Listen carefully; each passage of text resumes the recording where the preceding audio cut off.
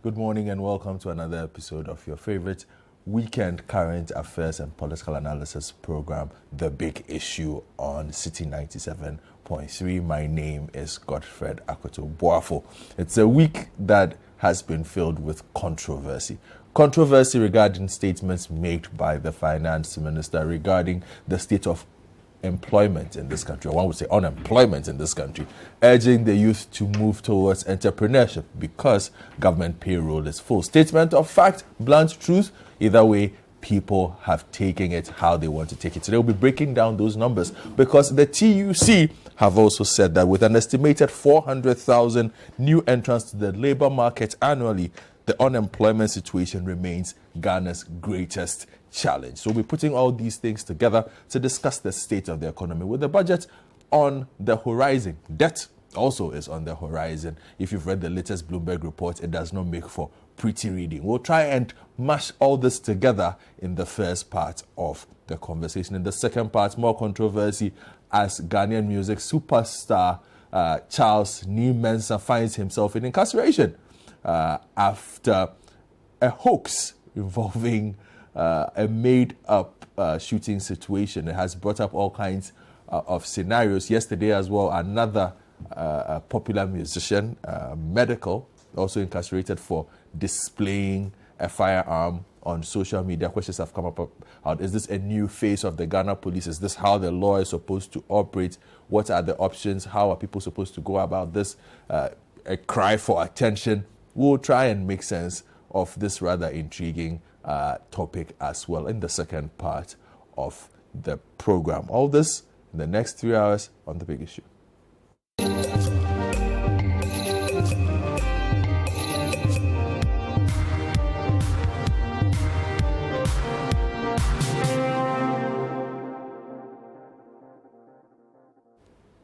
Welcome back, and I'm sure this is a topic. These are two topics that will touch a lot of people out there. So it's an interactive show. You can join us via our WhatsApp lines 0549986996, 0549986996, and 0550585832, 0550585832. We're also on Twitter. The hashtag is The Big Issue. You can tweet at us at our handle at City973. At City973 using the hashtag The Big Issue, or you can reach me on at East Sportsman. Just type Godfred Akoto Boafo at East Sportsman using the same hashtag as well. I will gladly read your comments. We'll also be streaming live on our Facebook pages, City TV Ghana and City973, all on Facebook. You can leave your comments. I also suggest you always keep the language civil. When we get on social media, we seem to lose all sense of decorum. Please keep the language civil. You can agree, you can disagree. Just mind the language, how you say it. Also on YouTube, you can find us, CityTube, CityTube. When you get there, first thing to do, subscribe, most important thing. And then you can type in The Big Issue, find all the lost episodes that you want to catch up with, and you will be up to speed with whatever discussions we have. So with that out of the way, let's get straight to business and discuss a matter that has come up. Employment, unemployment. The president has been touring and has been touting his record of employment as well. But it's the finance minister who has come under the public limelight, one must say. Now, what sparked the conversation was a statement that he made during the 13th congregation ceremony of the UPSA, where he said that government is not looking to employ more public sector workers as enough resources already being spent on the over 600,000 persons on government's payroll. Now, according to the 2021 budget statement, compensation of employment alone as a line item amounts to about 30 billion cedis, or about 54% of total tax revenue projected to be collected this year. Mr. Fayata stated that government will focus on creating the necessary conducive environment for young graduates and other Ghanaians to thrive as entrepreneurs. The president has also spoken and says that his administration has done well to improve a thriving economy that supports businesses as well as creating thousands of jobs. So we will listen to the finance minister, what he said in full, because sometimes context is lost, and then we'll listen to the president as well on the state of the economy. Then I will read to you the concerns of the TUC as well. So we'll listen to Ken Ofori-Atta speaking at the 13th congregation ceremony of the University of Professional Studies, Accra, and also the president during his tour of the country. So the future for you with regards to jobs, of course, is the most important thing at this stage. We have gone through a period where most people look for jobs with government, etc. That payroll is full. I can tell you that because we are spending some 60% of our revenue on remunerating some 650,000 people, and that's not sustainable. The question then really is whether UPSA has trained you to be entrepreneurs. And your question will be, where will I get the financing from, etc. But you do in you have the skill set to be able to do what you have to do. Our responsibility as government is to create the environment of macro stability, currency stability, and ensure that you have access to the relevant skills and financing. So this budget that we are going to be doing is going to really focus on the youth and budget. The growth rate of the economy between 2017 and 2020, the onset of COVID, was 7%. A 7% economic growth made us one of the fastest growing economies in the world, not just on the African continent, but across the globe. Mm-hmm. All what the economists, find is laughable, so-called macroeconomic data, all of them have pointed in a much more positive manner, in what they were there before.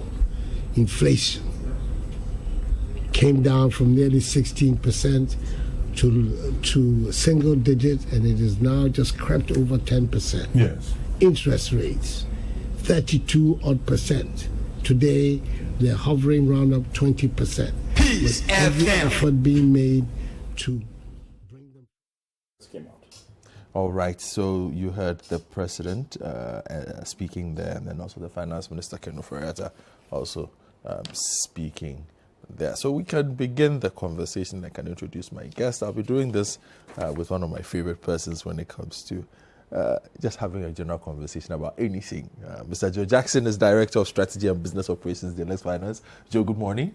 Good morning. Good to be here. Yes, I have missed you. Good to see you. Toma Amehe will join us as well as a financial analyst. Franklin Kujo is President of Imani Africa. Will join us, as will Dr. Priscilla Chumisiba for Labour Economist, University of Ghana, who will also join us. So these are my guests for the first part of the show. And I guess I'll start from you, Joe. When the finance minister spoke at the congregation, he was talking to young people, and a lot of people took umbrage with what he said. Rightly so or misplaced, in your estimation? First of all, when I heard him, I was like, that's cool. Why do I say that's cool? Because I have said the same thing in different places to a similar audience. I was in Sunyani to speak to the University of Energy and Natural Resources, and I said exactly the same thing to them. I said to them, listen, there are not going to be jobs. As for the government, forget it. Even the private sector is under pressure. Your best bet to fulfill the dreams you have is to become an entrepreneur. And I spent some time talking about the options you have as an entrepreneur. I said the same thing at Valley View University to a similar audience. So, obviously, I cannot fault the finance minister for saying something that I said pre-COVID and post-COVID. He said exactly the same thing. And anybody who reads the tea leaves can tell where we are going. All he did was to deviate from the standard politicians' platitudes to speak the honest truth. In any case, when did we as a society, say to ourselves that if you are a graduate, you need a job from the government. Where in the world does this happen? You need a job. But does it have to come from the government? So, I have absolutely no problem with what he said. Right? Because I'm some slim man in the corner, nobody gives it much credence. But I have to agree. But I guess the reason why a lot of people are upset is, what are our options then? Because there are those who have always said, not everybody is born to become an entrepreneur, but everybody does want a job. You see, what you fail to understand is this. When you become an entrepreneur, right? When he says we should become an entrepreneur, you should become an entrepreneur, and no entrepreneur is an island to himself. An entrepreneur creates a job, be it for 2 people, be it for 1 person, be it for 5 apprentices. Whatever it is, that we become an entrepreneurial-minded society is what is going to create the jobs in our present set of circumstances. The government is broke, has been broke for a long time. They don't admit, I sound they don't like admit that. I sound like a broken record, right? You are saying they are broke. The government has not told you they are broke. Well, I'm listening. You heard the president. Does he sound like the numbers? country is broke The to you? numbers don't lie. Whose numbers? Yours or theirs? No, their own numbers. They don't lie.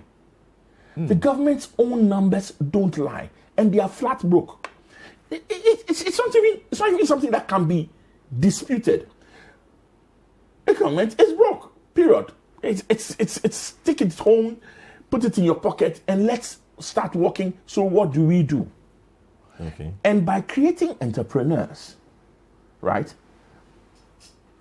you create jobs. The question, though, you must ask is, even as the Minister of Finance was talking about entrepreneurship, are the conditions right? And he talked about creating the environment. Are the conditions right? But the statement in itself, there's not even a single word or a single comma that I think is misplaced. Now, you talk about, there are those who will say, yeah, he said nothing new. Everybody should be an entrepreneur. This is already a country of entrepreneurs. The state employs 600,000 people. Yes. Everybody else does some kind of job for themselves or by themselves. Or works in the private sector. Or works in the private sector already. So the onus still is on government to create an enabling environment. Is that happening? That is the issue you should take with him. That do we have an enabling environment? What would be an enabling environment? You're a businessman. Just set the parameters. What would be an enabling environment? Access to finance is key. And I speak from where I sit, right? Access to finance is key. Some of the cheaper access to some of the digital media, talk, data, etc. Right? And for so long as you sitting here, despite all the brilliant ideas you may have and desire to find a side hustle and create some employment, you can't get access to finance. Life is still going to be very hard, isn't it? And that's the bottom line. We don't have the environment that nurtures. We're making steps, we're getting there, but we still don't. How so? Oh, very simple. I'll give you an interesting statistic. When you take all the finance that goes to the informal sector, consumer sector in other countries, right? And I'll go far, cross over to Togo. You know how much percentage of GDP it is? No. Over 30% of GDP is used to finance small businesses, micro businesses, individuals, etc. Crossover to Ghana. How much is it? Sub 20%. Oh. Yes. Ask, what is Togo, Senegal? What are they doing that we haven't done? Well, you know what they're doing? What? One single thing. They have had an ID card for much longer than we have. And the ID card is linked to a number of things. The reason why me, as Delex Finance, I won't fund any of the entrepreneurs you're talking about is very simply this. I won't fund them because I can't find them. And they will take the money and run. Until we get to the point where they will take the money and they will do the right thing. Let me tell you something.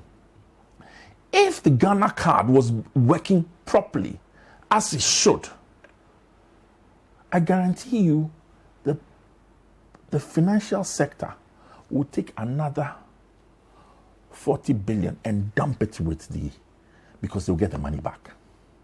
That will create an enabling environment. So we are walking in the right direction, but it's spasmodic. It's not delivering the results where it should. Go to South Africa. Because you can't run,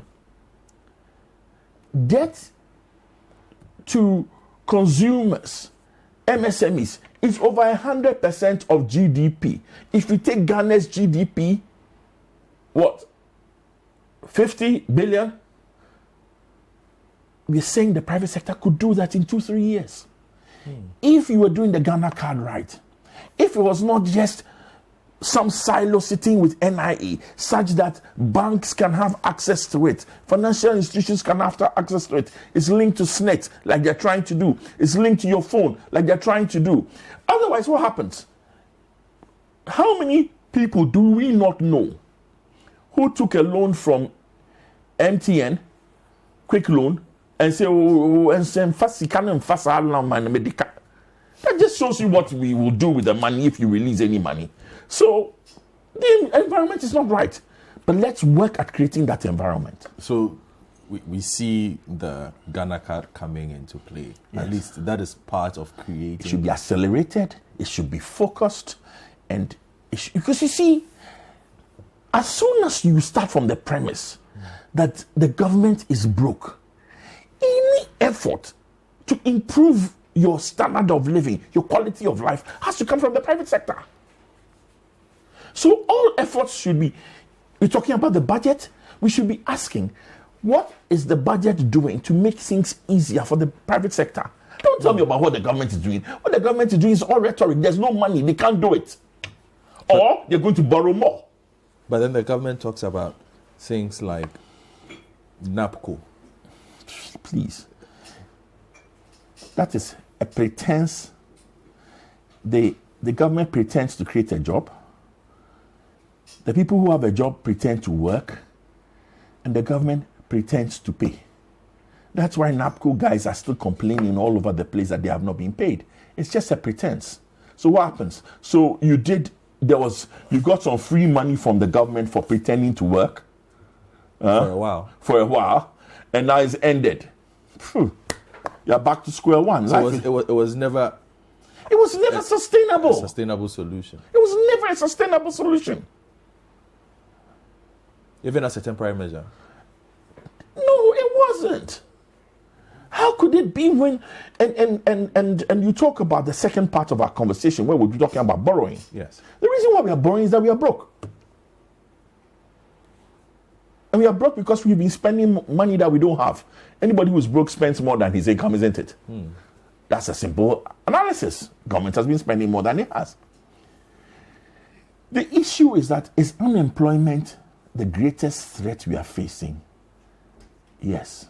Well, the government itself says so. I'm looking at the National Security Strategy document. And if you'd allow me, Joe, I will read clause 224 for you who are listening to us at home. When we are discussing unemployment this morning, and Joe in his initial comments has said that, well, the finance minister, he doesn't disagree with the finance minister. The state cannot employ any more people, so it is entrepreneurship that will drive the country. But if you are looking at, I'm looking at the National Security Strategy document that was launched by the president. You can find it on page 15. Security threats and risk to the economy. Under this, it says that the frailties of the Ghanaian economy make it necessary that a discussion of the domestic security threats, risk and challenges it faces be premised on the evolving and uncertain global economic and financial environment. At the global level, there is an ongoing turbulence for a shift in the international financial and economic order, and neither the eventual result nor the economic and security-related consequences of this shift have as yet become entirely clear. China's current substantial global economic vitality is having a tremendous impact on the economies of many countries in Africa, including Ghana. While China is increasingly questioning the rules on which the liberal market order is based and attempting to mold them in its favor, it is also investing in setting up parallel institutions and new networks that could affect the global economic balance of power and therefore the existing economic and financial institutional order. This would have implications for our national economic security interest. The emergence of the use of cryptocurrencies, which operate independent of central bank control, also poses a primary risk to the security of our economy, stemming from the fact that their use is a particularly effective way of conducting financial transactions outside legally established procedures and could have an impact on the stability of the national financial system. The risk of their use in laundering the proceeds of crime and to fund terrorist activities are of a major concern or will require legislative control mechanisms, which could include licensing and other regulatory measures. Then it goes on to the local component. Locally, managing the security risks that portend the disruption of the national economy is the primary concern of this NSS, and that's the National Security Strategy, in terms of our national economic security interest. The impact on our national economic security interest of a weak revenue collection system, a high public sector wage bill, rising public debt, losses and debt accumulation in the energy and utility sector, a low level of demographic dividend, economic crime, and economic sabotage have been identified as some of the threats informing the national security risks to our national stability. The pressure, and then it goes on to talk about the pressure on government to intervene and to guarantee payment to depositors in times of crisis, such as in the, it mentions the men's gold system, and then it talks about the combination of our inability to achieve basic food self-sufficiency and our weak industrial and manufacturing sectors make us heavily dependent on importation, and this puts tremendous pressure on the exchange rate of the cedi and other economic variables. This creates an end state risk of public discontent and lack of fulfillment, which has the potential for social disruption prejudicial to the security and stability of the state. So the national security apparatus itself seems to recognize how dire what the potential repercussions could be if the situation remains the same. And Ken, I'll let you wait for me for a bit. Let me talk to Franklin Kujo, President of Humani Africa. Franklin, good morning. Good morning. Well. How are you too? Franklin. How are you? Good morning. I can hear you. Okay, Franklin, thank you very much. So I'm sure you've been following the conversation. Joe says the finance minister hasn't said anything wrong, so nobody should really be upset with him. He's simply telling us the truth, and we should accept it as it is. Your take when you heard the finance minister and Joe's description of the current state of employment and unemployment in the country? You know, frankly, the conventional wisdom regarding government and employment obviously is known, that governments typically do not create jobs. I suspect the reasons why people are up in arms and complaining about the lack of jobs or the high rate of unemployment is because the politicians keep promising that when they come into power, or when they come to power, they would ensure that they create jobs. Obviously, they will say they'll create jobs through the private sector. The question I have is, and I suspect that's where many others are also worried with, is the fact that we've known that governments are the biggest spenders. In fact, they are the biggest, more like investors in this economy. They take so much from the system, they borrow on behalf of us. And presumably they are supposed to use this to spawn all manner of investments or infrastructure development that would inure to the benefit of the economy, expand the economy, and create jobs. So the moment you don't see a connection, or there's a disconnect between these high levels of investments, borrowings, and all of that, and commensurate with employment or some noticeable private sector activity, then you begin to ask yourself, what is the value of all these investments that are being made? What is the value of the borrowing that is being done? Well, someone will say that government borrows in order to spawn infrastructure development, open up the economy so that people can take advantage of these, take advantage and then build their own, should I say, pathways to prosperity. But it looks as if it's not just the case, because the quality of the investments that are being made by the government are not corresponding to this type of expectation. So eventually we have all these conversations and we have all these concerns. And then you think that once you do this, you are expected to, as ordinary individuals, be able to start a job or start a business by your own self. Then you realize that apart from this monumental gap that exists between the investment government seems to be making on our behalf and what actually is the case in terms of the advantages, you are faced with the real problems of starting a business, as in paying a tax, the number of days it takes you to start a business, the number of days it takes you to pay a tax, the number of days it takes you to secure valid permits on property, the time it even takes you to, as it were, if you were folding up a business, all of these concerns, then you are basically faced with. So however you look at it, one of the reasons why governments seem to be, should I say, be called upon to answer the question of unemployment is because, one, they themselves keep promising that they would ensure that the kinds of investments they make would inure to the benefit of the economy. And then, as it were, people would find their own levels in terms of employment and basically the wherewithal to survive. Secondly, and which is the reality, is that the quality of these investments unfortunately do not yield the necessary results. And so the government typically would then say, okay, well, now I have to deal with so much unemployment that I may have to do, should I say, invest in some stopgap measures, which then leads us to the likes of NAPCO and then the youth and how many of them again do we have? I've forgotten, I've lost count. But all these agencies that claim to be employing people know very well that these are not finite employment opportunities. But they themselves say that these are just conveyor belts to ensuring that after acquiring some levels of skills, then you can set up by yourself.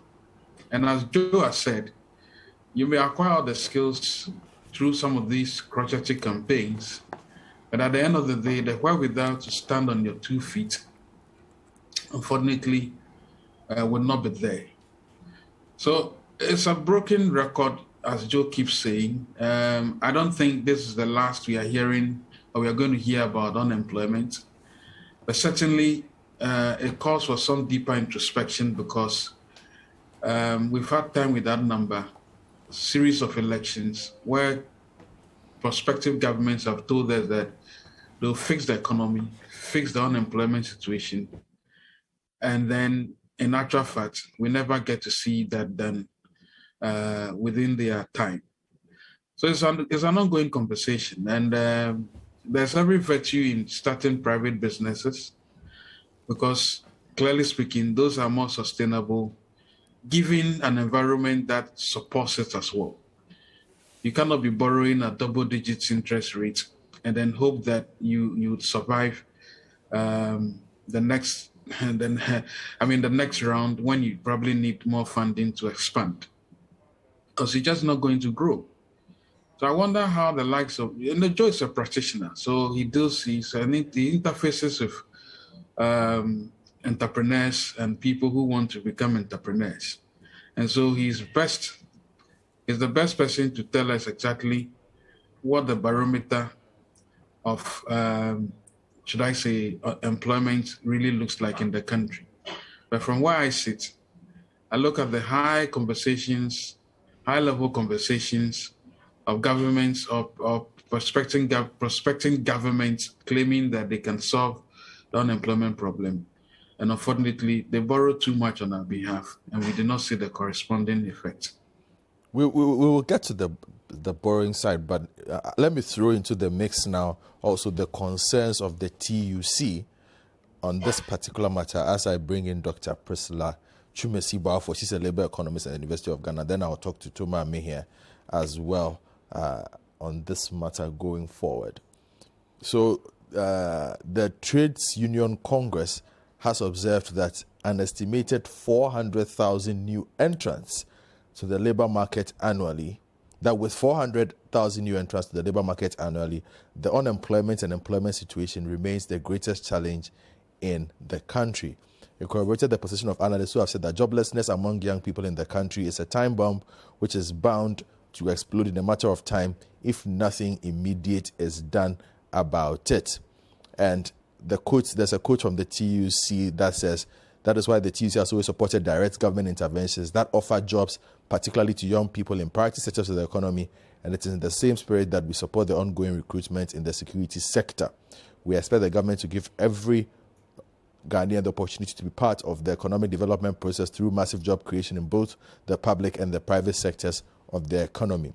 Now, the TUC raised the concerns in this position paper ahead of the 2022 budget statement, and it's in that paper have asked the government to consider reviewing the various public sector employment programs such as the Youth Employment Agency and the Nation Builders Corps and evaluate the efficiencies of its models to ensure value for money.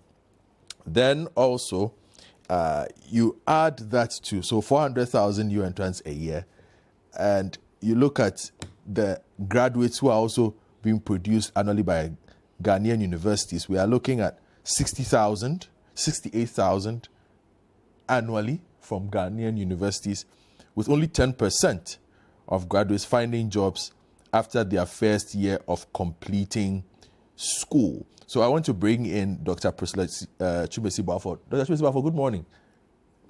Good morning. Thank you for joining us once again on the big issue. The finance minister spoke about the need for, says the state's payroll is full. So everybody should go, the rest of us, we need to go find space to get employment. Joe says he's right. We need to find other means to do this. Franklin seems to agree. The TUC then bring in numbers and say, look, we seem to be creating more unemployed people than jobs at the moment. We need to look at all the models that are available. You put all these things together, and what do you see? Thank you very much once again, and good morning to your viewers and listeners. Indeed, the challenge of job creation in the Ghanaian economy, it's something that needs to be looked critically at, and it's a multifaceted issue. So when you look at the data, you see that over time, government is the biggest employer, and consistently we cannot be adding on because there's a limit to what government can do. And then the numbers that are coming out of universities trained, ready to enter the labor market, and even with this at the secondary level, and even some people enter at the primary level after primary school. So indeed, the employment situation is consistently becoming problematic. And as the finance minister bluntly put it, we know this, that adding people consistently onto the government wage bill is not a sustainable way to solve the unemployment problem.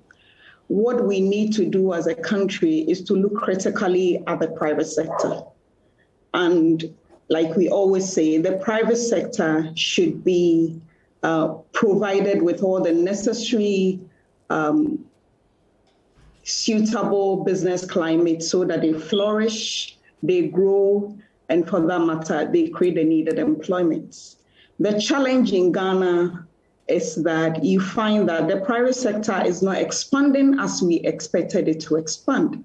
So indeed, our economy has grown, but it has grown over the years in areas that is not transforming. The structure of our economy is not transforming. It's not transforming in the sense that the private sector, which is critical, and here, if we are talking about expansion of the private sector, which is job-oriented, then we critically look at the industrial sector, which, quote and unquote, the manufacturing sector, should flourish so that it is able to absorb all the people that consistently enter the labor market who are moderately skilled to high skilled. So indeed, now governments cannot absorb. The private sector is also kind of stunted in the area of growth.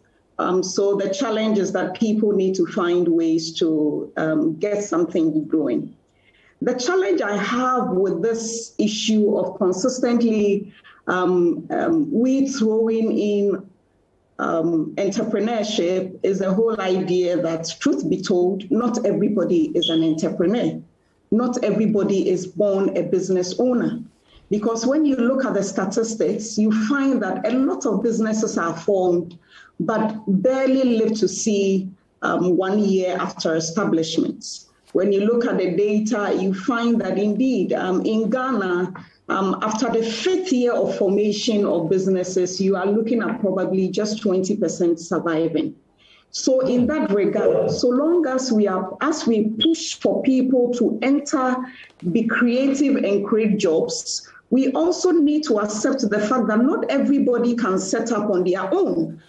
And those who set up on their own in the private sector, how is the business climate like? How are they supported to grow so that they are able to absorb the ones who are wired in a way to be employees, if I should put it that way? So I believe that that is where the discussion should focus. We need to look at the private sector critically. What enabling environment is government creating for them so that the few who dare to enter that area are made to grow and expand so that they are able to chip in to solve the problem with employment creation. But truth be told, if you look at entrepreneurship and you consistently say that everybody should form a business, then the question is, what kind of businesses are they setting? Is it just a matter of getting a tabletop and doing something, buying and selling? If you are talking about entrepreneurship, you are looking at a more creative way of solving a problem. So somebody identifies a problem, comes out with a solution, and then out of that is able to create a business out of it. So it is not just a matter of, quote and unquote, the regular self-employment activities that we see in our economy. If that is the situation, then we'll be creating a lot of small pockets of enterprises that do not grow. And eventually people find that it is not profitable. They get out of those businesses and they enter the unemployment bracket again. So this is something that we need to critically look at. And like Franklin indicated, government is the biggest consumer and the biggest spender. So I believe that government ought to be creative and spend in a way that will propel the private sector. Those establishments that are already there, how are they being supported to grow so that they increase their absorptive capacity in terms of employment? Do you see a challenge for the government between a politically motivated solution, and I'm choosing my words carefully here, and what one would call, somebody like you in your space would call, what needs to be done? Is that a dilemma you see? In a way, way, the politicians are in a dilemma because when you look at our election cycles, promises are made. People want to see results within 4 to 8 years. But when you also go back to the argument for private sector being the engine of growth to solve this problem, these are issues that are tackled medium to long term. So you keep creating the environment, facilitating the private sector to flourish, but it takes time. On the other hand, politicians need to come out. The citizenry are demanding that they are provided jobs. So when you look at this, those are the rationale behind why you find some public sector direct employment interventions in the labor market over time, because they need to prove that indeed they've been able to provide the necessary jobs. But government's business is really to create the necessary environment for the private sector to grow, particularly with the start of Africa Continental Free Trade Area. We believe that opportunities exist for our companies to grow and expand. And by that expansion, employment creation occurs. Indeed, employment is not an end in itself. So when you look at the way the labor market functions, people are employed to go and produce goods and services. So if there is a lack of demand, the services are not available, then what are you employing people for? So indeed, the private sector should get the incentive to respond to all the government initiatives that are rolled out there.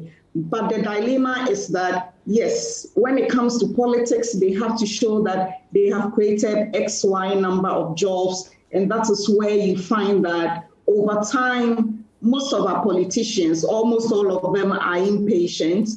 So they would rather use direct public employment initiatives such as youth employment initiatives, NAPCO, and all those other interventions, because those ones are tangible and then you can use them for your political gains, really.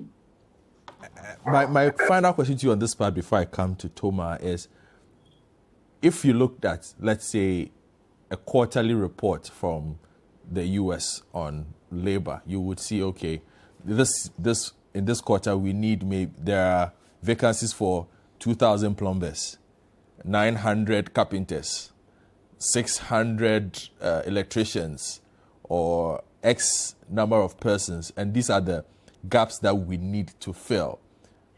Obviously, there's an advantage to having that kind of data. And we seem to struggle with that kind of direct knowledge of what we need to grow the economy. Listening to what you have said about, for instance, if the economy is to grow, the industrial sector needs to grow in a certain way. The government does tout what is happening with the 1D, 1F in its own way, but it does not seem to have made the kind of dent in the unemployment numbers that perhaps people want. But my question, I guess, is, when do we get to that point where we are able to point out and say, we need 600 painters? Or in this quarter, we are employing 600 painters. We are employing 700 carpenters, 600 electricians, and that sort. Great. It all boils down to timely data on the labor markets, consistently collecting information on people in the labor market. And that is something that we do not have as a country. So indeed, when you look at our labor market information, basically we are relying on household data by the government, the Statistical Service, the Ghana Living Standard Survey. So until we are able to invest in a labor market information system and job centers where people consistently, so the example you quoted with the US economy, where consistently they know where the demand is coming from. And when you know where the demand is coming from, you are also able to position your educational institutions to respond to that kind of demand.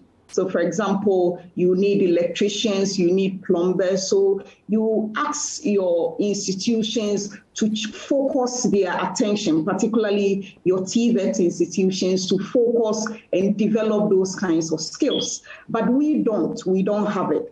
And the best we do is to rely on household survey to come out with some of these numbers. And it's not the best. So at any point in time, we are responding to quote and unquote general information that we are able to tease out the implications it has on the labor market. Now the world of work is changing, so we know that digital skills, soft skills, these are relevant skills that are needed on the labor market. In terms of specific technical skills that are needed on the labor market currently, so you look at 1B, 1F, what are industries looking for? That information is not available. And until as a country we invest in a very vigorous, robust labor market information system where we are able to tell that every quarter, every half yearly, this is the number of people who are on the labor market. These are the ones that are employed. These are the ones that are unemployed, the ones that are about to retire. All those information are relevant so that it helps us as a country to plan. And it feeds into our educational system right from the bottom. So for example, now we are touting entrepreneurship. And like I indicated, not everybody is born an entrepreneur. But if in our educational system, children are introduced to the concept of entrepreneurship in the primary schools, then those who have the mark for it would easily take it up. And those who do not even have could develop some interest in it and develop as they go. But as it stands, there is nothing like that. I believe that now in our universities, we've introduced courses on entrepreneurship as a compulsory university requirement for people to do. Those are developments that have occurred in recent times. But I believe that waiting all the way for people to get to the tertiary institutions before they learn or they get to know about the concept of entrepreneurship is also not the way to go. And it boils down to lack of accurate, timely data on the labor markets. Thank you, Dr. Priscilla Twumasi-Barr, for that. I come back in studio and Toma here is with us. Toma, good morning. Good morning. I'm sure you've listened to Mr. Jackson, yes, Dr. Twumasi-Barr and Franklin as we look at the state of unemployment, and the numbers are not pleasant. So 400,000 new entrants every year. I don't think we are creating 400,000 new jobs Certainly in this country. 68,000 graduates every year, only 6,800, 10% get employed. And if you look at the projections, I can just even go through the projections for you quickly.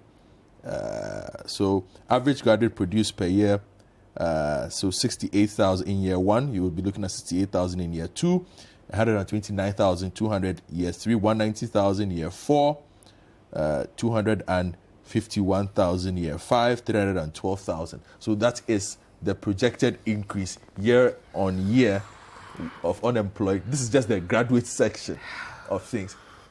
The government finds itself in a tough spot, isn't it? Definitely. What the finance minister said about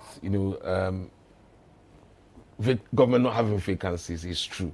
In fact, I mean, look, we all know that even a lot of the jobs in the public sector are just by force creation of jobs.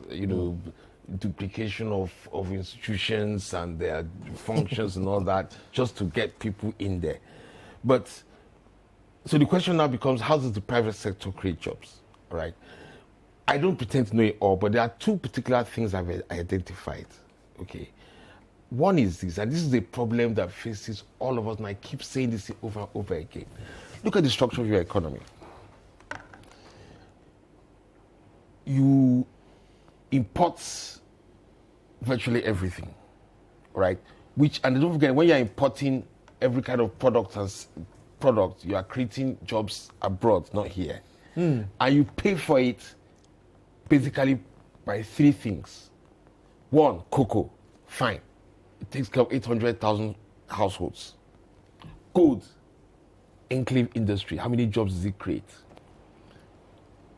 Oil and gas, enclave industry, how many jobs does it create? So basically the structure of your economy is such that the Ghanaian economy is structured to create jobs abroad, not at home. That's painful to hear. But that is the truth. That is the simple truth. That is the simple truth. This is the second week I've heard this. Last week I heard this during my conversation on oil, where I learned that the way our oil industry is currently structured basically enriches other countries as compared to us. Basically our economy creates, look, even toothpicks. Even these days we are producing toothpicks. Okay, we are producing them. Yes, okay, so that example is no longer valid. Right, okay. But look, okay. We are producing quite a few things. For example, chocolate, we produce cocoa. The cocoa industry takes care of 800,000 households, as I hear. But imagine how many jobs you create if all the imported chocolates we consume in Ghana were being produced here. Imagine how many jobs it would create. So that is one thing. And that is something that I keep saying that, you see, we have to change our mentality here. The fact is simple. I wish Ghanaians could understand that every time they buy an imported goods that has a local substitute, because they feel that they're getting slightly better value from the imported good, they should remember the other side of the coin is that they're depriving somebody of a job here and creating that job somewhere outside. And it is something that has to affect us in terms of our mentality. Countries, especially in Asia, for example, that's how they look at it. China and Japan, and they look at it that every time they produce, they buy something, their local, they are helping their local economy. We don't look at it that way. All we look at is our immediate value in front of us. And so it requires a change of mentality. This is not just for government, this is for every Ghanaian. Okay. And the other thing I've identified, and the lady from TUC was talking about it right now. From the University of Ghana. That's right. Is that even when we do create businesses, the mortality rate is so high. Yeah, I was shocked. She said 20% survival rate after 5 years. A business is created, is established and creates jobs today. And 1 year later, all the people employed are back on the unemployment market because the business has collapsed, which is a combination of, well, partly the difficult business environment itself, but largely a problem of good corporate governance. I'm sure Mr. Jackson will testify to that. So the people that come to ask you for loans, when you look at the management structure, you will see that they were destined to collapse. He's mentioned that already. They were destined to collapse. And I think I want to make two interventions here. Quickly. And disagree with Tom on two things. Okay, then note that down. If you are disagreeing, then note it down and let him finish. Okay, then let him finish, because I wanted to disagree with Tom on two things. Okay, don't worry. Let Tom finish. You can disagree Let me with him. finish. By the time I finish, maybe we have 3 or 4 more. You see, so the mortality rate is very, very high. I have been a victim. I've seen it myself in this media, in the print media industry. Look at the mortality rate, and when you look, when you come down to brass tacks, it comes down to simply poor corporate governance. That is a major, major issue we have here. Somebody sets up a business, and instead of employing people who are skilled or who have the potential to carry out the jobs, family and friends and that kind of thing, eventually the business collapses. These are businesses that if they were managed properly will have been growing, and as they expand, they take on more people. Instead, they collapse, and even the people they took on in the first place are back on the job market. Those are two things I have done. I'm sure there are several other issues, but the fact is that unless our private sector expands, that job gap will be there. And as the World Bank has pointed out, Ghana is taking a risk in terms of the fact that in our economic development, we seem to have skipped the stage of manufacturing. Basically, you go from an agrarian economy to a manufacturing economy, from there to a service economy. Ghana is basically trying to skip the manufacturing aspect of it, all right? And that is where you create the most jobs, factory hands. And we are skipping it. We are jumping directly to services.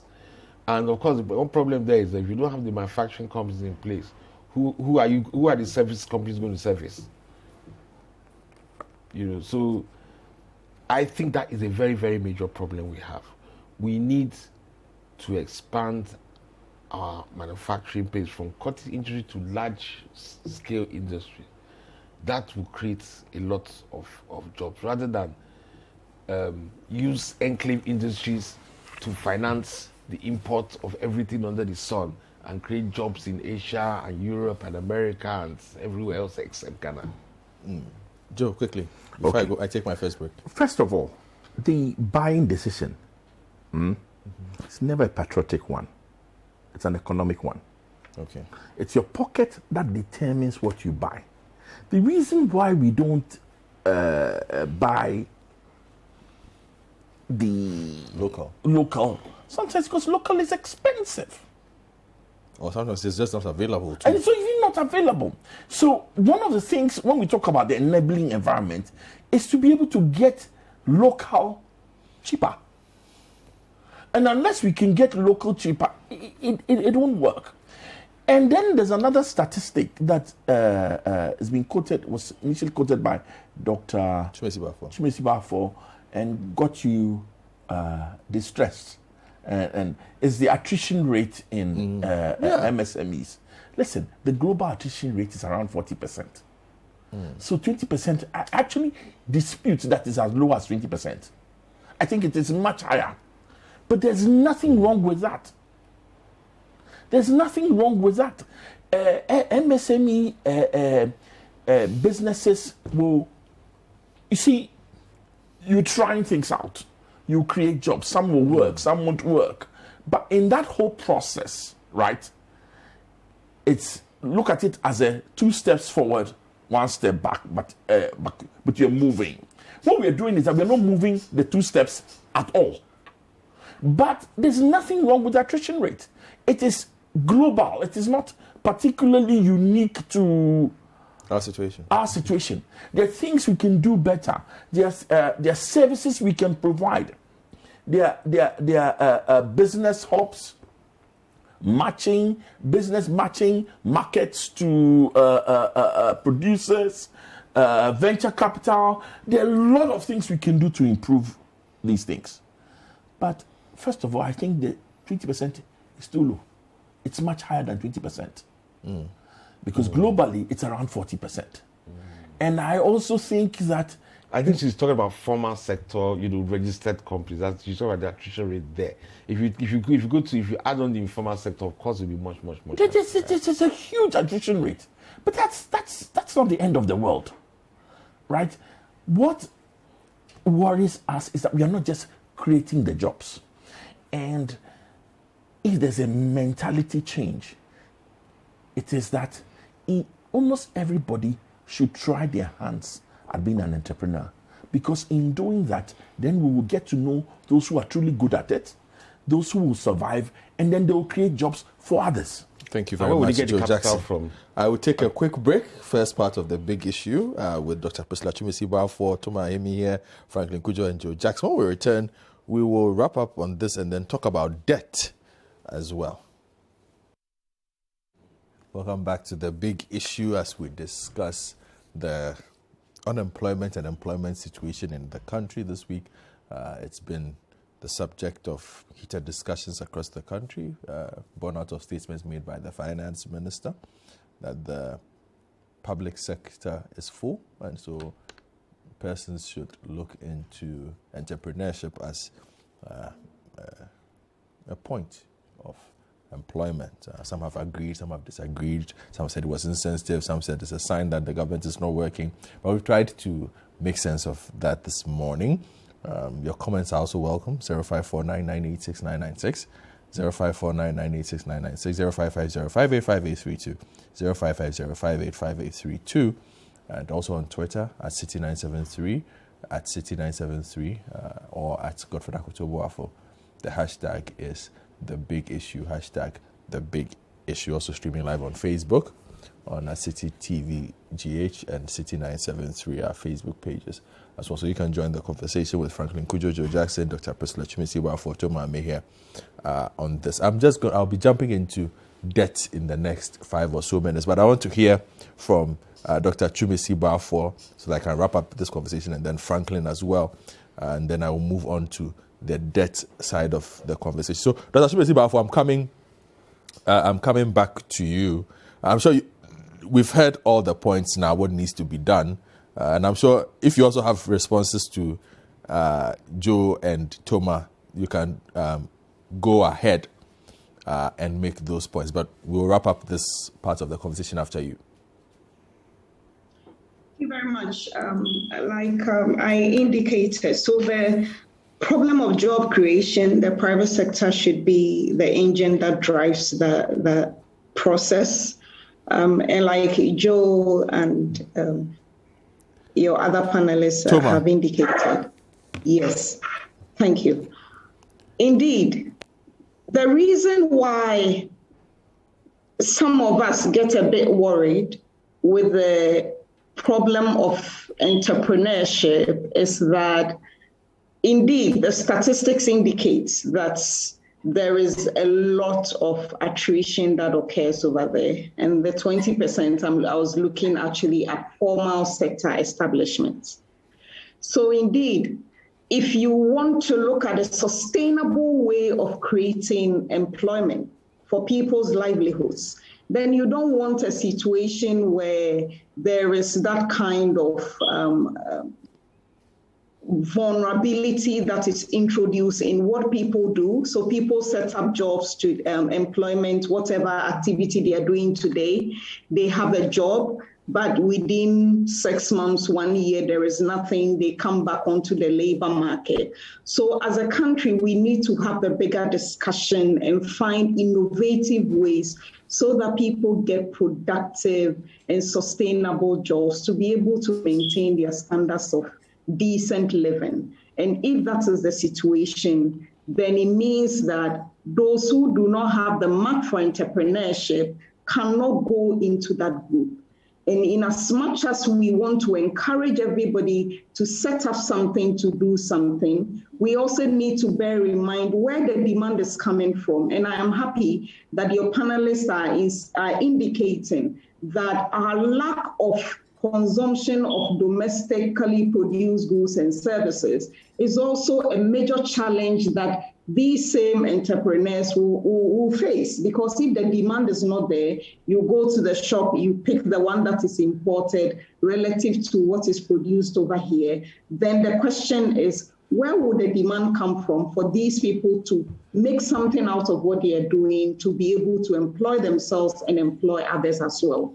And the reality is that if you even do a random survey of most of our big supermarkets in this country, they are not ready to stock indigenous products. So these are conversations that our regulators need to have. If we are encouraging people to move into entrepreneurship, we need to create the environment, create the support for them to be able to enter into that arena, be productive and grow. It's not just about setting up businesses, but it is about doing what you are doing and growing it so that the business, in as much as possible, outlives you and continues to create the needed employment that we need.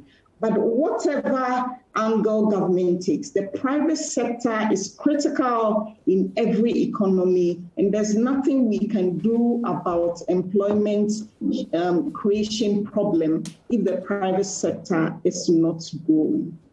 Thank you very much, Dr. Priscilla Twumasi Barfour. So I'll wrap up this leg of the conversation on that and move into debt.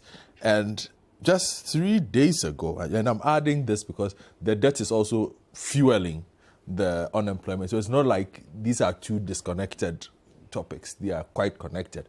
But we have the budget coming up, and this week there's been significant concern by watchers on what they say is the state of our debt. So they are saying that reports of Bloomberg, for instance, reported that Ghana's dollar yields have soared ahead of the reading of the budget in a few weeks, or so that's about 2 or 3 weeks, and that the central bank governor, Dr. Addison has warned on debt sustainability. We have heard that. In fact, he spoke about the Ghana Economic Forum as well this week. Ghana's credit risk premium has soared to the highest since the pandemic ahead of next month's budget. And I will start with you, Toma, on this. As a regular Ghanaian, when I hear Ghana's credit risk premium has soared to the highest, why does it concern me? Why is there concern amongst people like yourself and Joe who play in these markets? Why should a regular citizen be worried? Okay, see, here's the thing. What it means is that it becomes more expensive to sustain your debt. You know, debt has to be financed, right? You have to pay interest on the debt, okay? And even when you're issuing new debt, there's a rate investors will charge you. If you're issuing euro bonds, there's next time there's a rate that investors will demand. For example, last March, the last euro bonds we wanted to raise 5 billion. We only took 3 billion, not because the money wasn't there. People offered us 6 billion. We were looking for 5 billion. People offered us 6 billion. But the problem was that out of that 6 billion, 3 billion, the rates that the people were asking for was so high because of that risk premium we are talking about. The interest rate they were demanding was so high because of the perceived risk. The government felt it was too expensive for us to take. So we ended up taking 3 billion instead of 5 billion. So that's what it is. And this is something that Joe and I discussed our point of view with Bernard recently. Yes. This year, according to the 2021 budget, 49.5% of government's tax revenues is going into debt servicing. 49.5%. 5%. And we pointed out, and Joe and I both pointed out that, look, if you're a salaried employee and you go to take a salary loan from your bank will not lend you anything beyond where the servicing of that debt is taking away 40% of your salary. So in other words, if Ghana was a salaried employee somewhere, his bank would not be lending him money. He would say it's overborrowed. That is how bad the thing is. But there are those who say every country owes, everybody borrows. Why should we be worried? We should be That is not a bad thing for a country, is it? It depends on your ability to pay. And we don't have the ability? No, or we can, but it's affecting us. It is seriously affecting us. Look, you see, we use this GDP, we use this public debt to GDP ratio. That's what we use to measure our debt. And we say, oh, right now it is about 76%. Yeah, 76.4. There are countries who have more than 80%. Okay? So if you use that to judge, it's like, oh, Ghana is not that bad off. But go and check the real ratio that matters. What is the percentage of their revenue that is being used to service that debt? And you'll find that Ghana is right at the top. How many countries use half of their entire tax revenue to service their debt? Even the countries that have public debt to GDP ratios far above Ghana's zone, because of their revenues, the revenues they make, they are using much less a proportion of their revenue to service that debt. Because Ghana's public revenue collection system, ratio is terribly poor. Our tax revenues to GDP is about 14%, which is about half of the average for middle-income countries all around the world. Around the world, the average for middle-income countries, every year they get about 25% of the value of their GDP in tax revenues. Ghana gets only half of that. You understand? So the problem is that Ghana is using too much of its revenues to service debt, which is leaving too little of its revenues to do all the things it should be doing. Like, he has to pay staff salary. By the time you take that, there's virtually nothing left. So are you now surprised that every year the government no longer has money to build roads and hospitals and that, unless it goes to borrow more? Interesting. Joe, I was reading the Bloomberg article this week where one Neville Mandimka says at this point, Ghana needs to present a credible plan B on how they fund the budget in the absence of Eurobond issuance. You see,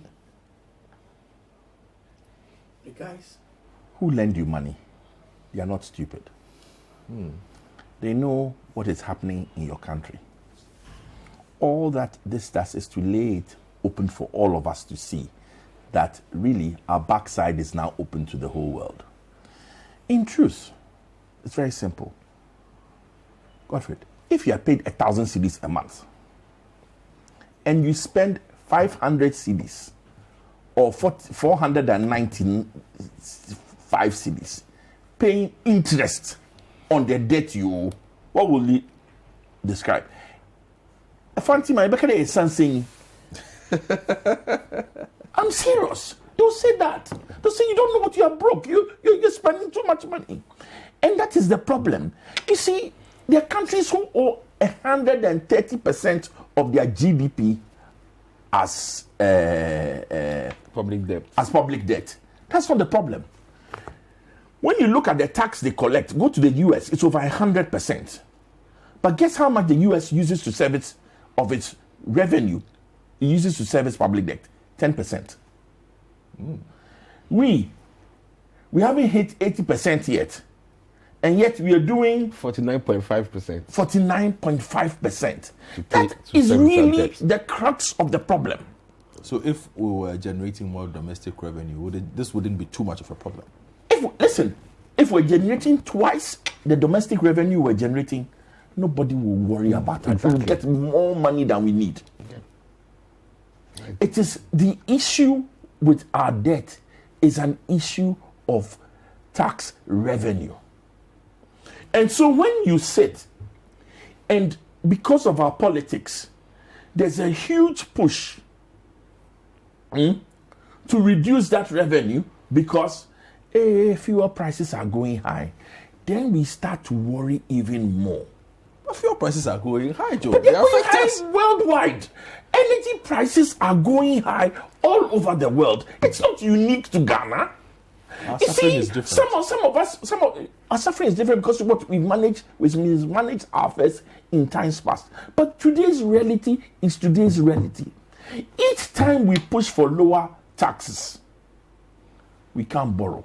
And at this moment, when you pay your salaries and you pay your debt, Interest you on are, debt. you are over 90%. Okay, Joe, let's Of all your wait, talk about income. that. Let's even go to So the how are you going to build controversial roads? Hold on. How are you going to build roads? How are you going to build hospitals? How are you going to do all the other things that we want to do? The only How way are is you go going and to- borrow more. So we are just borrowing and borrowing and borrowing. Then slap on COVID. Life is miserable. Now we are so borrowed that the whole world is saying, these Ghana boys, I'm not sure they are heading in the right direction. So that's what we saw this week. All that the is experts all- who are worried this week. Yes, that is all they're saying. The numbers. And then you see when you juxtapose this against the local pressures, more salaries, more infrastructure, more government-created job schemes, and all those things, then people start to get worried. It's not rocket science. All that they're saying to you is that, this is my friend from Ghana.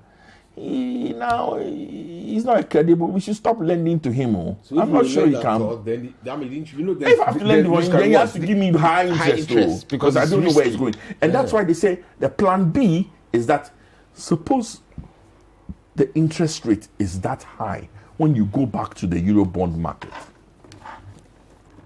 Where's your plan B if you don't want to borrow?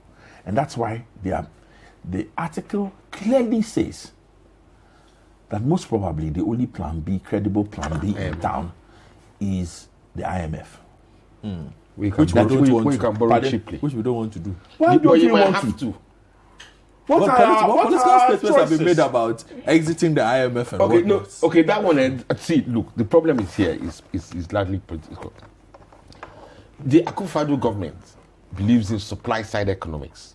They believe that, okay, look, the problem we've had in the economy is that the demand for goods and services is higher than the supply of goods and services. So there's a problem. So between Mahama and the IMF, and the IMF's approach to such issues is that if demand is higher than supply, reduce your demand. That's called demand management. Reduce your demand down to the level where it's the same as supply. Now the Akufo-Addo government now comes and says, no, that's the wrong approach. What we need to do, instead of reducing demand to meet supply, increase supply to meet demand. That way you expand your economy, you create more jobs and that. To be honest, it was working initially before COVID came. It was actually working. The growth rate went up and all that. All right. So you increase supply. But now, that was why when the IMF wanted us to extend the program, the government refused. But this government is diametrically opposed to the IMF's approach to restoring macroeconomic stability in emerging market economy. The IMF believes in demand management. Akufo-Addo's government believes in supply side economics, which are exactly opposite. All right. So, of course, government does not want to go back into this. Government does not want to go into demand management because it doesn't believe in demand management as the solution. Then again, there's also the political side. Imagine what happens if now this government goes back to the IMF. Imagine what John Mahama and his people will say. Yeah, the political that's the political angle. That's the other side again. But basically, what he's saying is that the Akufo-Addo government is admitting that they were wrong and Mahama was right, along with the IMF. But so what do you say to those who say it's the hubris of the finance team of the government that has led us into this situation? Perhaps a bit overconfident in their knowledge and know-how of how Western markets work. Let's be fair and clear. One of the things that the finance minister said from day one was that there was no room for maneuver in this economy. Of course, he put it in nice terms, and all he meant was that we're living on the edge.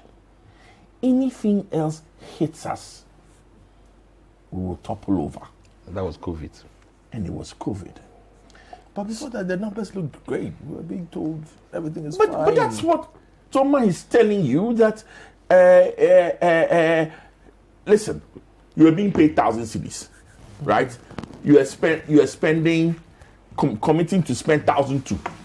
So you didn't have money. You're broke, right? Somebody comes and says, let's reduce your expenditure to 1,000. Of course, you don't like it because you promised something here. Somebody too comes and says, I can give you a hustle that will increase your income to 1,002. Right? So somebody says, reduce expenditure. Somebody says, increase your income. Ultimately, you are increasing your income. It says something happens, COVID happens, and then everything goes haywire. And that's where we are now. That was the problem that came.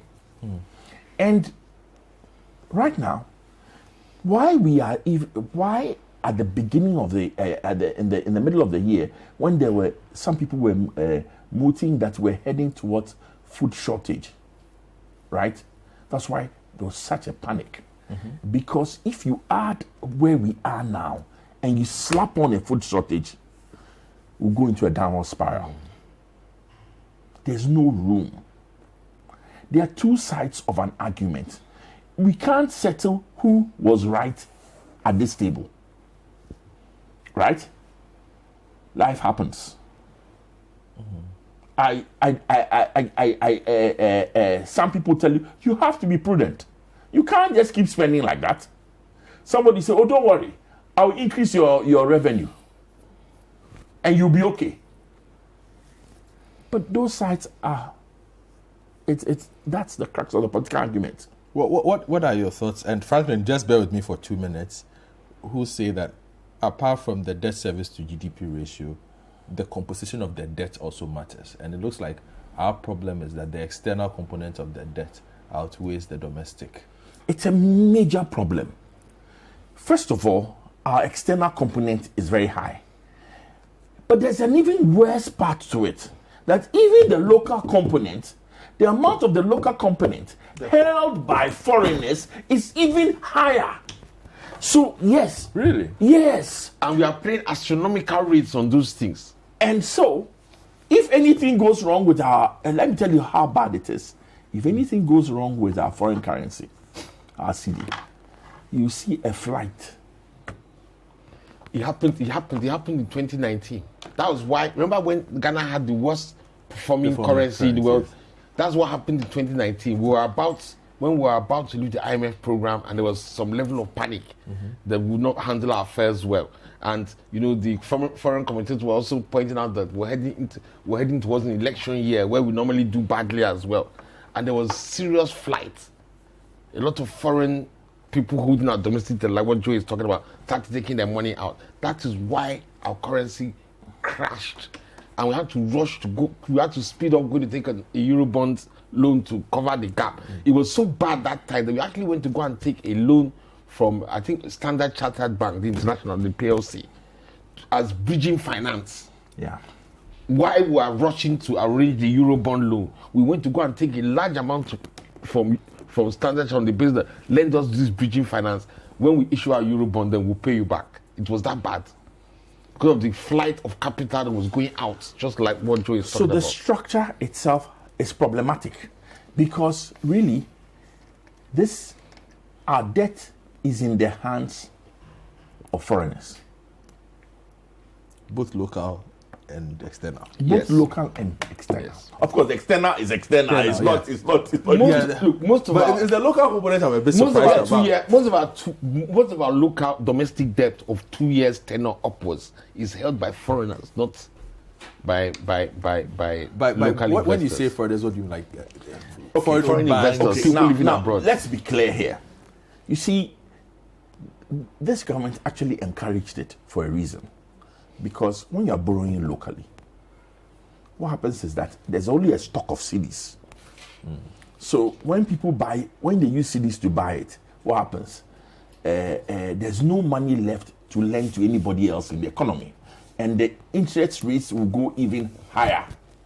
So what it did was encourage foreigners to come and buy. And that at that time seemed to make sense because what happens that is money from outside, it's dollars coming into the economy, the CD is stable, your interest rates are continuing to come down like they've been trending downwards. That is for your CDs, your CD denominated interest rate. Yeah. So at that time it looked like a no-pain solution. But now it's looking like an increasingly risky solution. Yeah. What kind of pressure is, and this goes to both of you, what kind of pressure is the finance minister under? Because all these things are coming up at this moment because he's readying the budget. In 2 weeks, what kind of pressure is he under? Well, let me put it this way. I wouldn't take his job. With all the nice things that come with it, I wouldn't take his job right now. It's not just the budget too. Since 2013, we've been issuing Eurobonds every year. Now it is time to pay. From September 2022, payments will start falling due. You have to refinance. So you have to refinance. Now see where the problem is.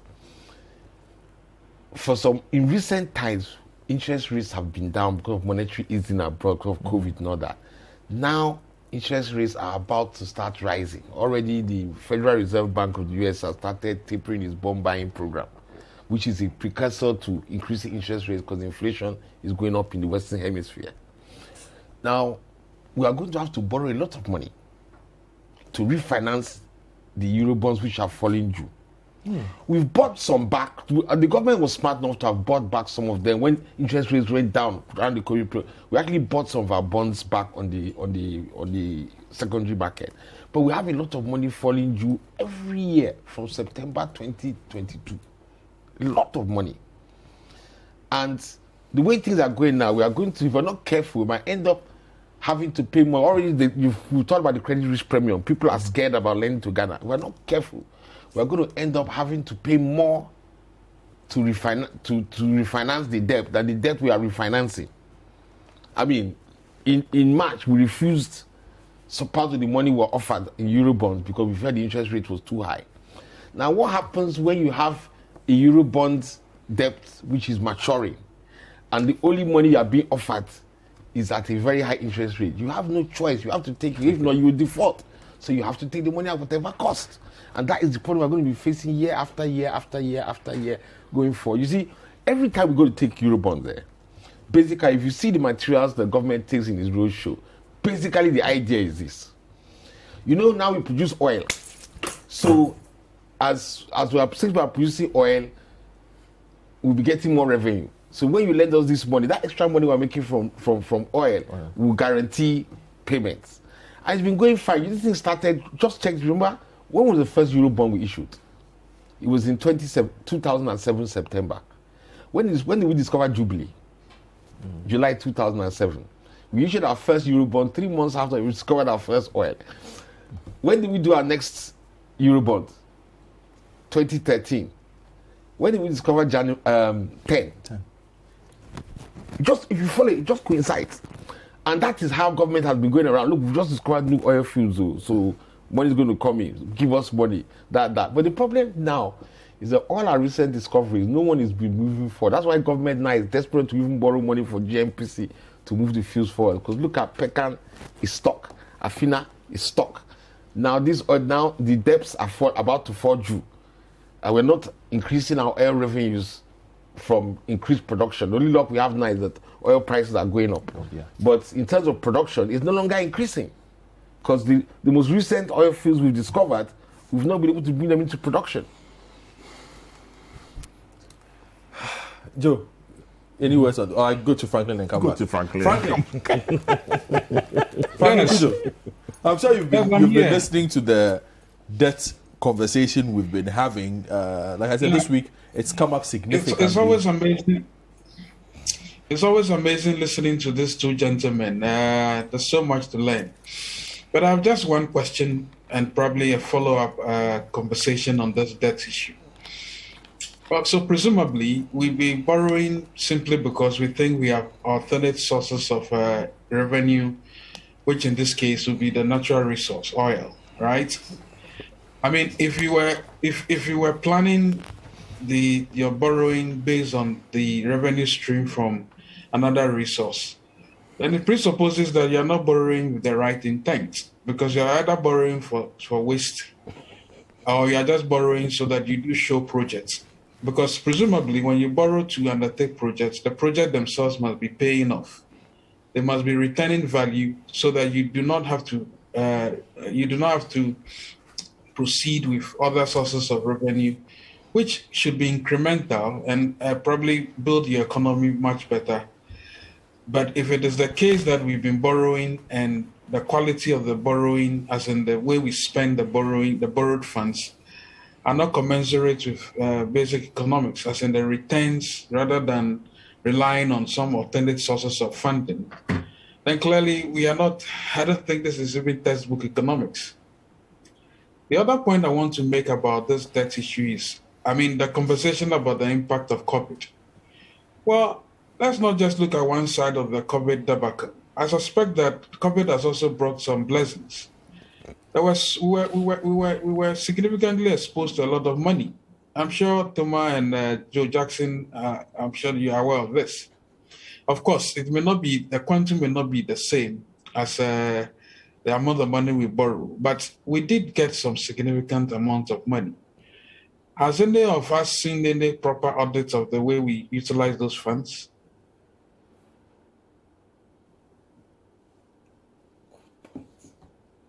I haven't seen anyone yet. So the suggestion that, yes, COVID would have had an impact on the economy, for sure. But within COVID also came some blessings. In fact, at some point, the finance minister was asking for us to be treated like the countries that are probably still HIPIC, and that some of our concessional loans or something should be forgiven entirely. And some of us said, well, you probably would not enjoy that, because if you have money to splurge on an election machinery that you didn't need to spend, you spent close to almost $1 billion to run an election with machinery that you didn't have to buy. And then you undertook certain projects that shouldn't necessarily be done. Then clearly you can't be treated like an orphan. You can't. So I seriously think that the conversation about debt, we shouldn't have it one-sided, and I don't like it when government apparatchiks continue to say that, oh, had it not been for COVID, we would have been flying. The fact of the matter is that COVID brought in blessings as well. Question is, how have we managed to use those blessings? And I disagree entirely that we should be borrowing and then using another stream of resource or revenue to be, of course, Tom, I understand that is how governments think, by the way. But you see, it gives an impetus. It provides fodder for recklessness and waste. And the waste you normally would, that's why people normally ask questions, what are you using the borrowed funds for? Is it for consumption or for proper investment that will make the necessary returns? And I'm sure amongst the two gentlemen sitting there, they know the answers, by the way.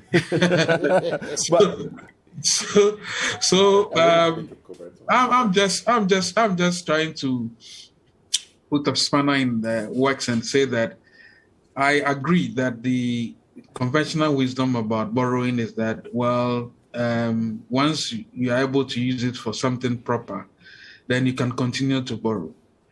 But where it is the case, in the case of Ghana, that you borrow against some other resource stream, then you have a license to be wasteful. Let me come to Joe. You wanted to make a quick. Then I'll ask Thomas why he was giving Franklin the thumbs up when he mentioned COVID and elections. I'll be happy to say it. Now, some people even believe that the worst thing that happened to Africa was this Eurobond market. Yeah, true. Because you see, when you go to the Eurobond market, there's no real conversation about what you are going to use the money for. Exactly. You come, you show some streams that you can use to pay for it. And that's that. Then we give you the money. That's it. So in truth, and that is why increasingly we go to the Eurobond. Because if you go elsewhere, like you go to that World Bank group, they will ask you questions and there will be conditionalities. If you don't do this, I won't give you the money. Yeah. And we will send a team to come and vet you.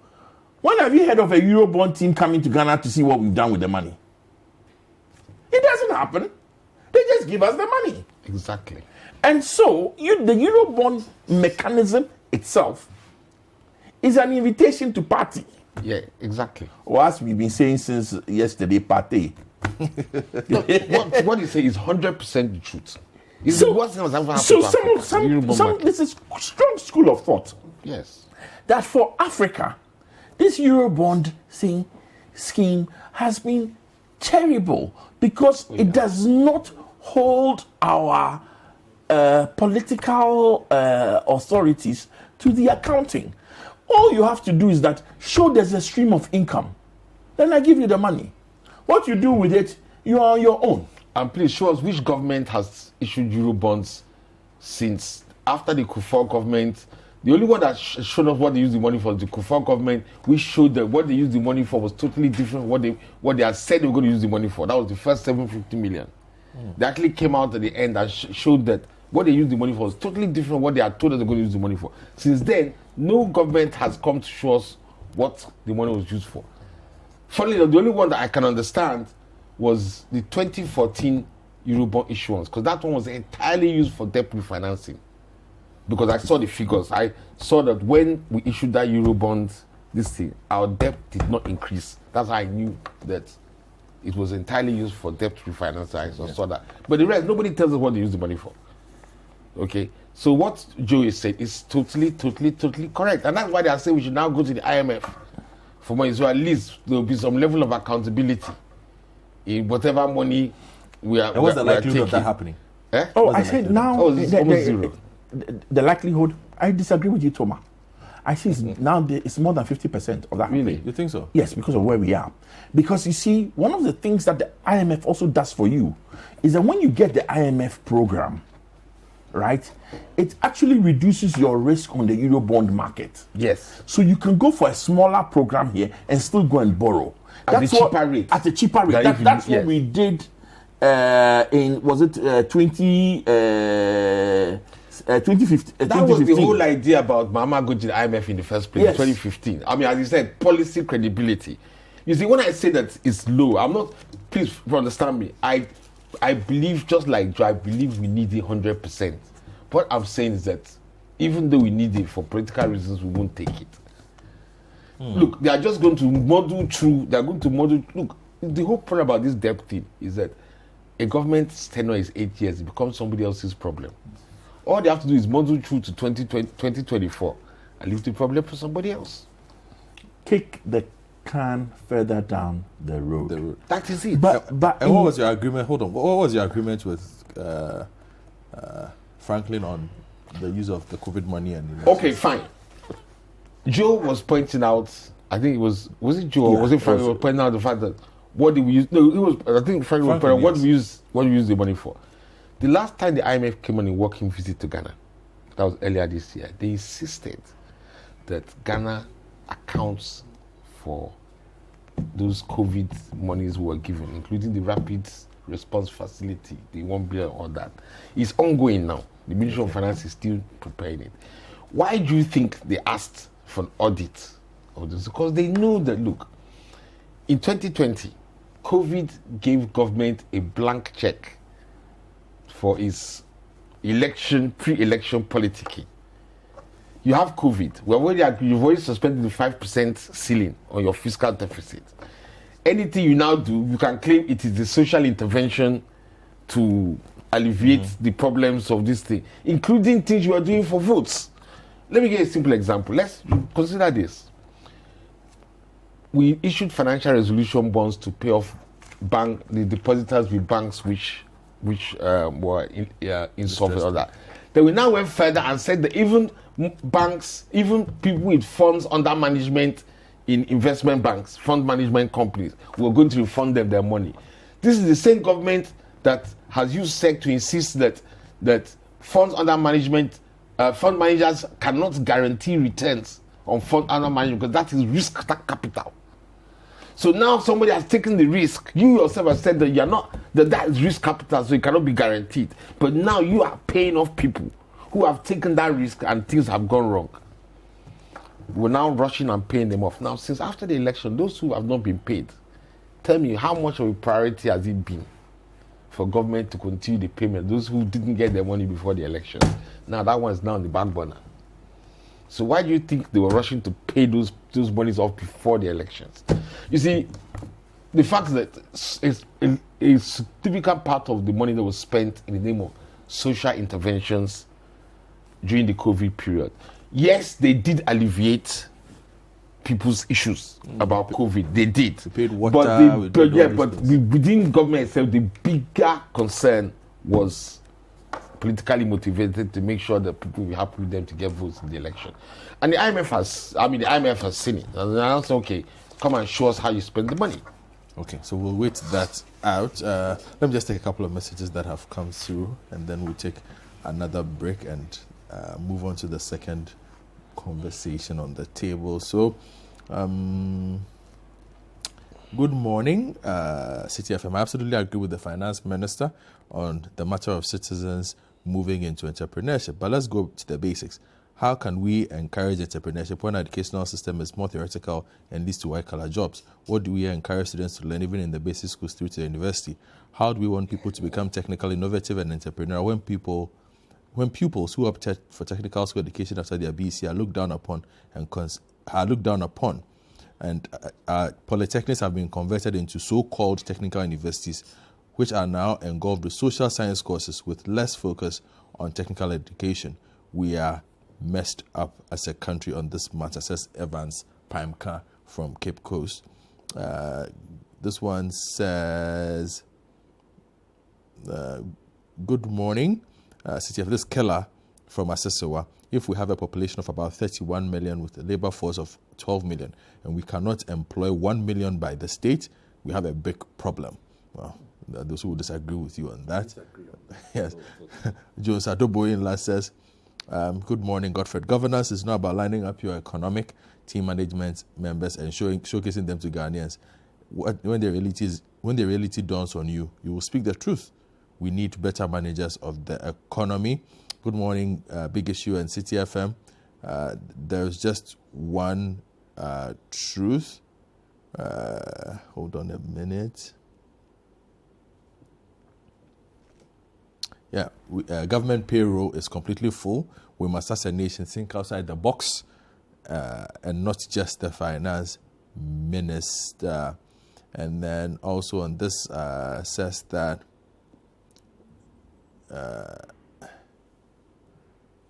well, this one's on the Commander Sugar Factory. Really has nothing to do with the conversation we are having.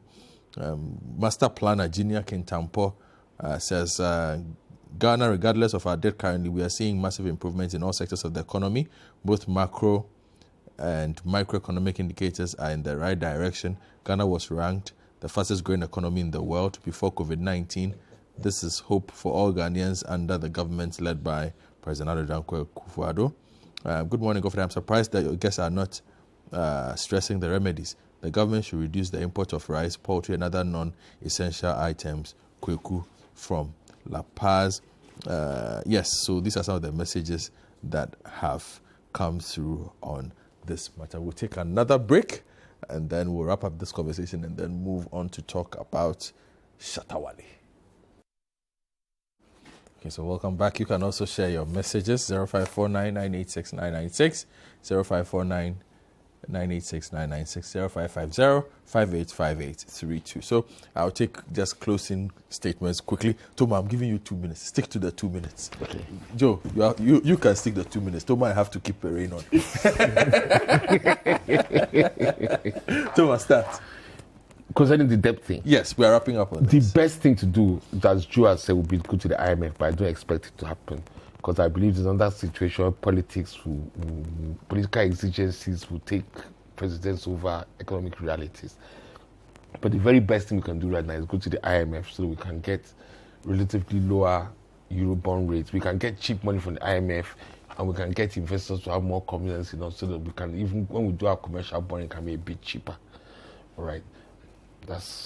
But let me ask you a question though. But watch the time. Somebody said I should ask. All these things that you've said, how does this affect local business? Well, it affects local businesses in terms of the fact that, one, of course, your debt situation will always affect your interest rates. Your interest rates can't come down beyond where they are now because of the interest rates, which are pushed up by the lack of fiscal consolidation. So the Bank of Ghana cannot ease monetary policy any further. Then the other thing again, I suppose, is capital investment now is zero because all your money is going on paying debt. So the normal capital That'll be available. Infrastructure, economic infrastructure you need, you can't get it. And again, the other thing, of course, is that taxes will keep on and levies will keep on going up because the government is having a revenue shortfall. And those are the basic things. Joe? Listen, for the ordinary man in the street and for us in business and everything, there's one thing you can guarantee: the taxes will go up. Because the only way we can keep borrowing, and see, borrowing now is not a choice. No. Yeah. We can't exist without borrowing. Yeah. We've gone past that point. Yeah.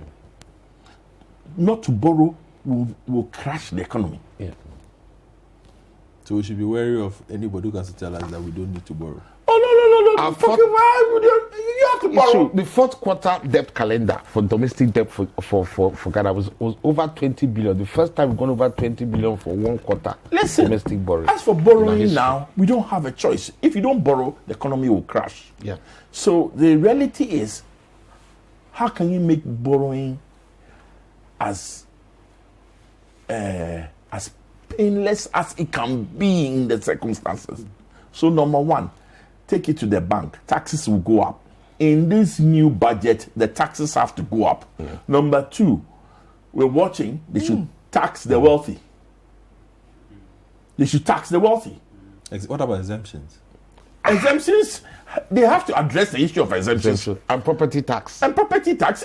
You see, now we have hit the wall. We have hit the wall. So time to take the hard decision. When you see that Bloomberg article, it is showing, just telling you that we've hit the wall. Literally, we've been exposed. taxes will go up. In November, you expect taxes to go up. Taxes will go up. And you see, it's And not... we shouldn't complain when we hear When it. you don't complain, it will go. And bear in mind that worldwide, energy prices are rising. So anybody who thinks that life is going to be easy, etc., it's going to be a tough time. It's going to be a tough time. Right? And I'm prepared to bet the other side. So me and Toma have a running bet. I say we will go to the IMF. You think we'll go to the IMF? Yes, I think it's anybody who would look at the situation realistically and look at what is happening. What the conversation has to be on, how do we make this politically as palatable as possible? Joe is talking economics to politicians. It doesn't work. It doesn't work that way. No, I think you see, the difference is that now we are in a really Tough tight spot. There's no option. between. Listen, Thomas says he doesn't want Honorable Ken Ofrate's job. It is the hardest job in this country. It is harder than the president's job. Oh, yeah. We wish him well then. Thank you very much, Joe Jackson, Director of Strategy and Business Operations, Deluxe Finance. And also thank you to Toma and me here, Financial Analyst. I'll move on to the second part of my show. And the past 2 weeks has seen the arrest and prosecution of Charles Ni Amamensa, known as Shatawale, and then Samuel Frimpong, known as Medical. Shatawale and 3 other accomplices were remanded into prison custody for a week. They are appearing in court on the 26th of October. Shatawale pleaded not guilty. And then we also had Samuel Frimpong Medical, who was remanded to prison custody for 5 days yesterday. And this was for brandishing a weapon. So our correspondent Anas Seidu was there. So I'll just play the 2 quick reports, come back in and then speak to my guest on this matter. Shatawale himself has been slapped with just the charge of publication of false news, where he pleaded not guilty to that charge. So the charge of causing fear and panic has been removed, and he just has the publication of false news charge, which he has pleaded not guilty to. Then there were 2 others, one Kojo Owusu Kranting as well as Eric Venato, who I told you earlier were also charged with 2 charges. They have now been charged with abetment of crime. Abetment of crime. That's the charge for those 2 gentlemen. And they also pleaded not guilty. And then the latest twist to the number of people charged is that there's a 3rd person from his camp as well that has been charged. He is Idrisu Yusuf, and he's also been charged with abetment of crime. So from Shatawale's camp, together with him, we have 4 people, 3 from his entourage, and the 4th, he himself. So Kojo Owusu Kranting, Eric Vaneto, and Idrisu Yusuf, they've all been charged with abetment of crime, to which they pleaded not guilty. And Charles Ni Amamensa himself has been charged with publication of false news, and he also pleaded not guilty. So that's the case with the 4 of them. And then the biggest part of it is that they have been remanded till the 26th of October. So that's the ruling from the court, denying them the bail they were seeking for. That's how it panned out for them in court. And there you have it, Shatawale in your shot. He's saying he's happy. That's what he said. Happy, happy. That's what he said. And you can see his supporters trying to touch him. The crowd shouting, Wale, Wale. They're shouting, Free Wale. So there you have it. In his hoodie.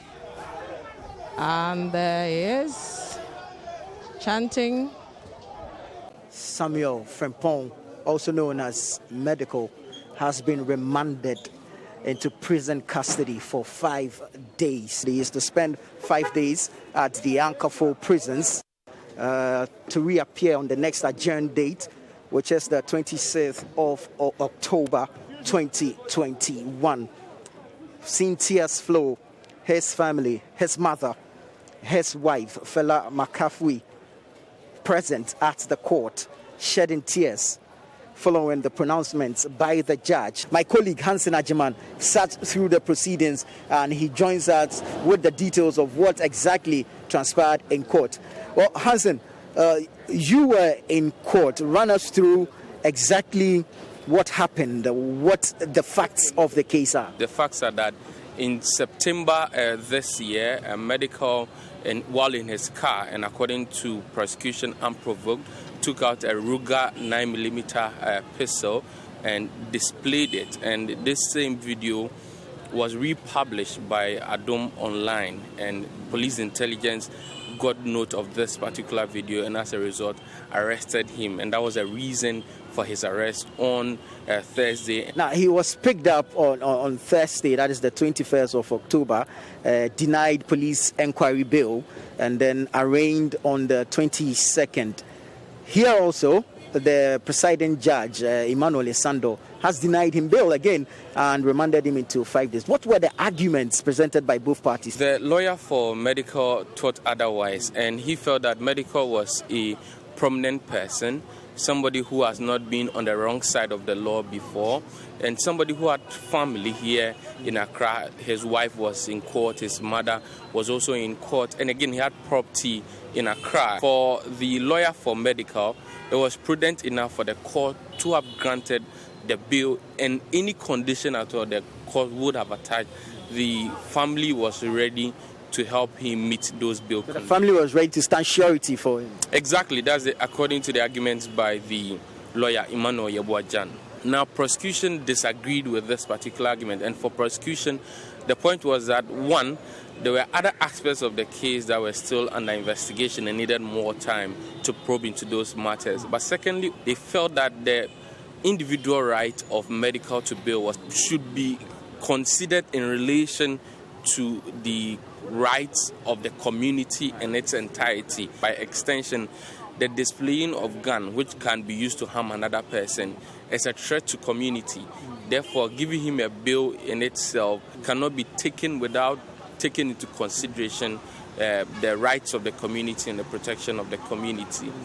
The judge considered these two arguments from both sides and came to a conclusion that Medical be remanded into prison custody at Ankafo in the central region for 5 days.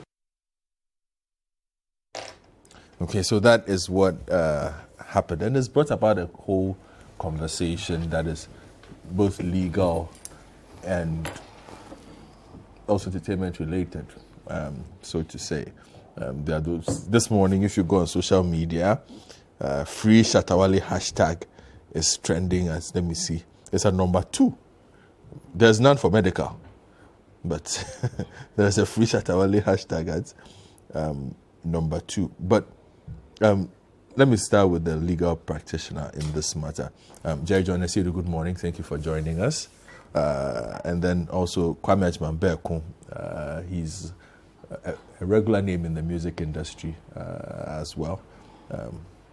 Long time follower of the industry. He's an actor, a major player in the music industry itself. So Kwame, thank you and welcome to the Big Issue as well. Thank you. Jerry, let me start from you. So the rumor started Shatawale had been shot, then police started looking for him, then police issued a statement, then he turns himself in, then police put him before court, and then he's remanded. Just run us through from the legal perspective what we have seen over the past 4 or 5 days. Is it the norm? Is this how these things work out? And also looking at the charge that has been leveled, I think it was one charge, publication of false news for Shatawale, and then the others abetment of crime as well. Walk us through this. Basically, what the police are following up with is rumors or statements put out by persons that are not true, and that in the estimation of the police, at the time the statement were made or published, or rumors made, likely to disturb the peace. And the essence of the police service is to preserve peace and protect property and lives. So the law tries to prevent people from spreading rumors or making statements that are likely to disturb the peace. So when the police got news of this statement or rumor, and it is from a person very close to Shatawale, and it's all over social media, they need to respond. So they put out a statement saying that they've heard on social media, they are going around looking for Shatawale. They've combed all hospitals, and later on, Shatta himself issues a statement saying that it was all just a prank and that he did it because someone had prophesied and that he wanted it to see how it manifested or something like that. The police have to enforce the law, and I think that is exactly what they are doing, because the law says that do not make any publication of false statements or rumors that are likely to disturb the peace. Why is this likely to disturb the peace? Shatawale has a huge following, has a fan base. If a statement is published that Shatta has been shot, very well, some people may take that very seriously, because there are people who are fans of him and they know that there are other groups that don't like him. So people may start going onto the street and messing up. So I think what the police is trying to do here is to make sure that we stay within our lane and not publish false news or things that are likely to disturb our peace. If you want to do your prank, know where to do it. Do it within your circle. So don't let it go into the public. So basically, that is what has happened. And he has been rightfully charged. I think the charge is right based on the facts. Now, for criminal law, everything has to be done by the prosecution. They have to prove that indeed they have the facts. Is this a difficult case to prove? No, not essentially, because Shatta himself put out statements that made him the culprit in the matter. Yeah. At first, Nana Dopo was the only one going to be in trouble if Shatta comes out and says, no, I don't know anything about this and I have not been involved in this.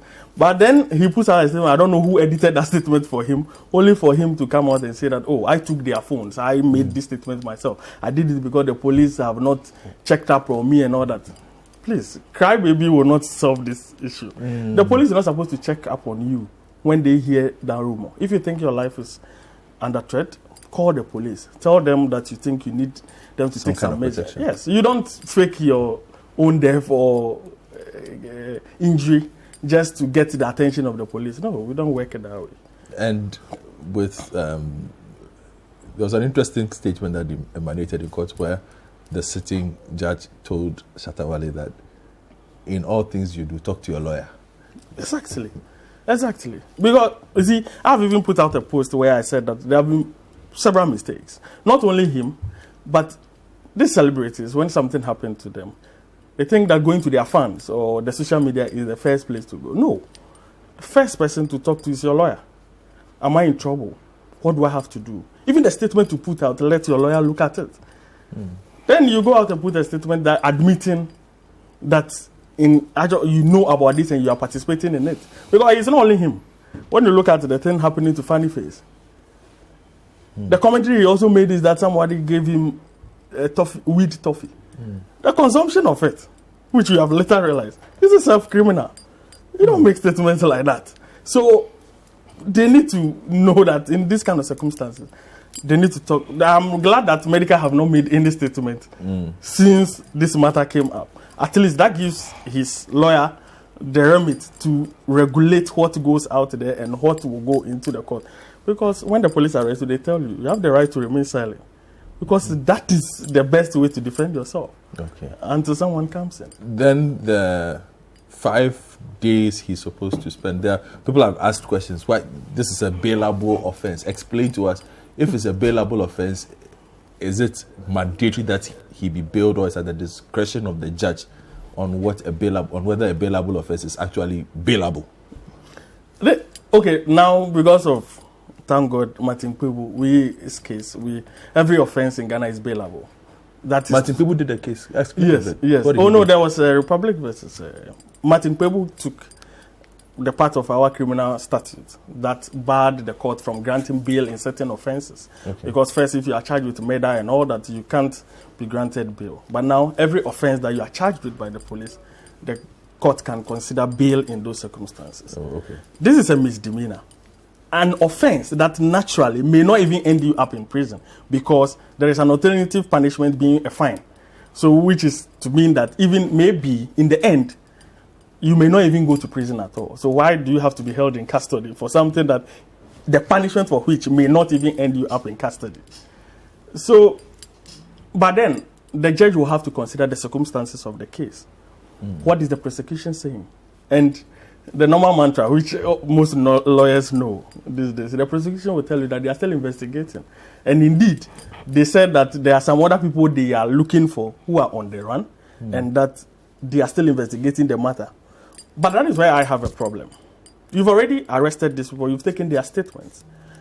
If you think that they need to be held for you to conclude your investigation, you need to then prove that these people, if let out there, will disrupt the investigations you are doing. I have not seen any evidence of the prosecution providing that to the court, that these people are likely to interfere with our investigation. But yet, at least the court bought it for now and said that, okay. But I'm okay because he gave them 5 days. He could have given them up to 2 weeks. Does the 5 days include a weekend? Yes. Okay. So I don't know whether they say 5 working days or, but it's till the next agenda that they will have to go back to court. 26th. And that one, if his lawyer have to apply for bail again, the judge may either consider it or refuse. Because it's not automatic that when they appear on the same said day, the judge is going to grant bail. The prosecution may come up with a different story. They may even come and say that they want to withdraw that charge and level another charge, which is mean that they are going to start all over again. So we are just starting. But he was remanded into prison custody. That is, in a normal scheme of things, for me, 5 days shouldn't have been prison custody. Because in the case of Shatta, he walked up to the police station himself to turn himself in. So this is not somebody who is a flight risk. This is not somebody who is going to run away.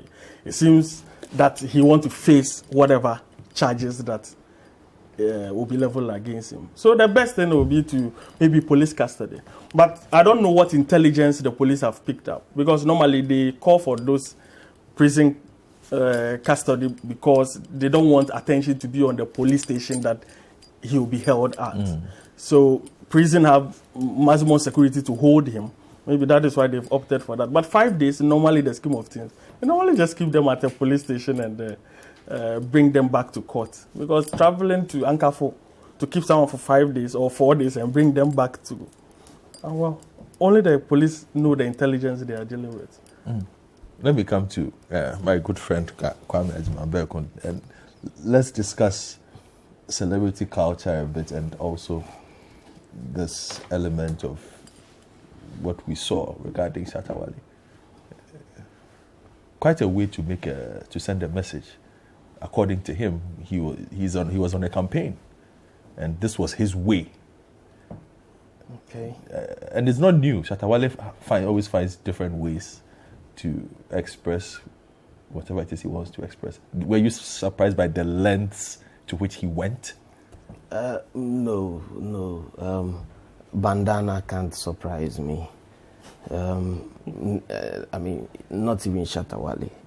So I think that whatever message he wanted to put out and stand for, it looks like it's got a ripple effect. It has repercussions, because we've been reminded lately that there are laws in this country, and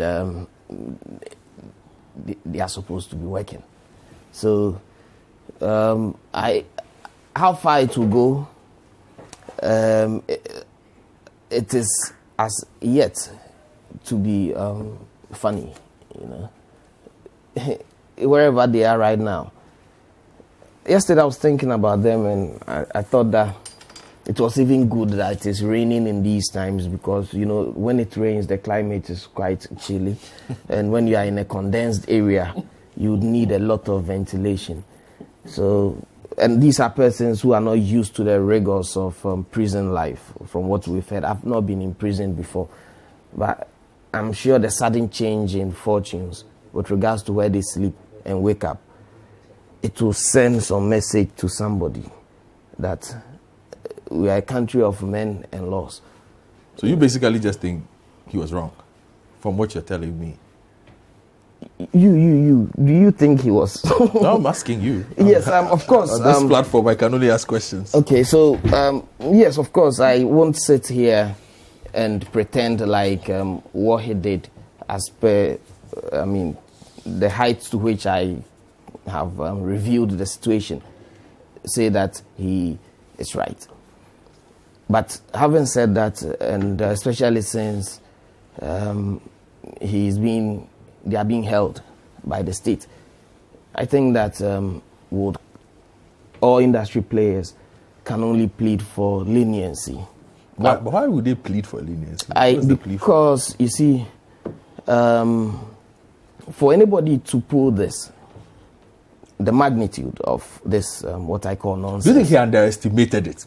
Yes, that's that it would get out of hand the way it got out of hand. You see, I was just coming to it. For anybody to be able to brave this kind of nonsense, there should be a nursery, primary, GSS, SHS level of this nonsense. And we've lived in this town, in this country. We've heard stories. He's been involved in a couple of situations already.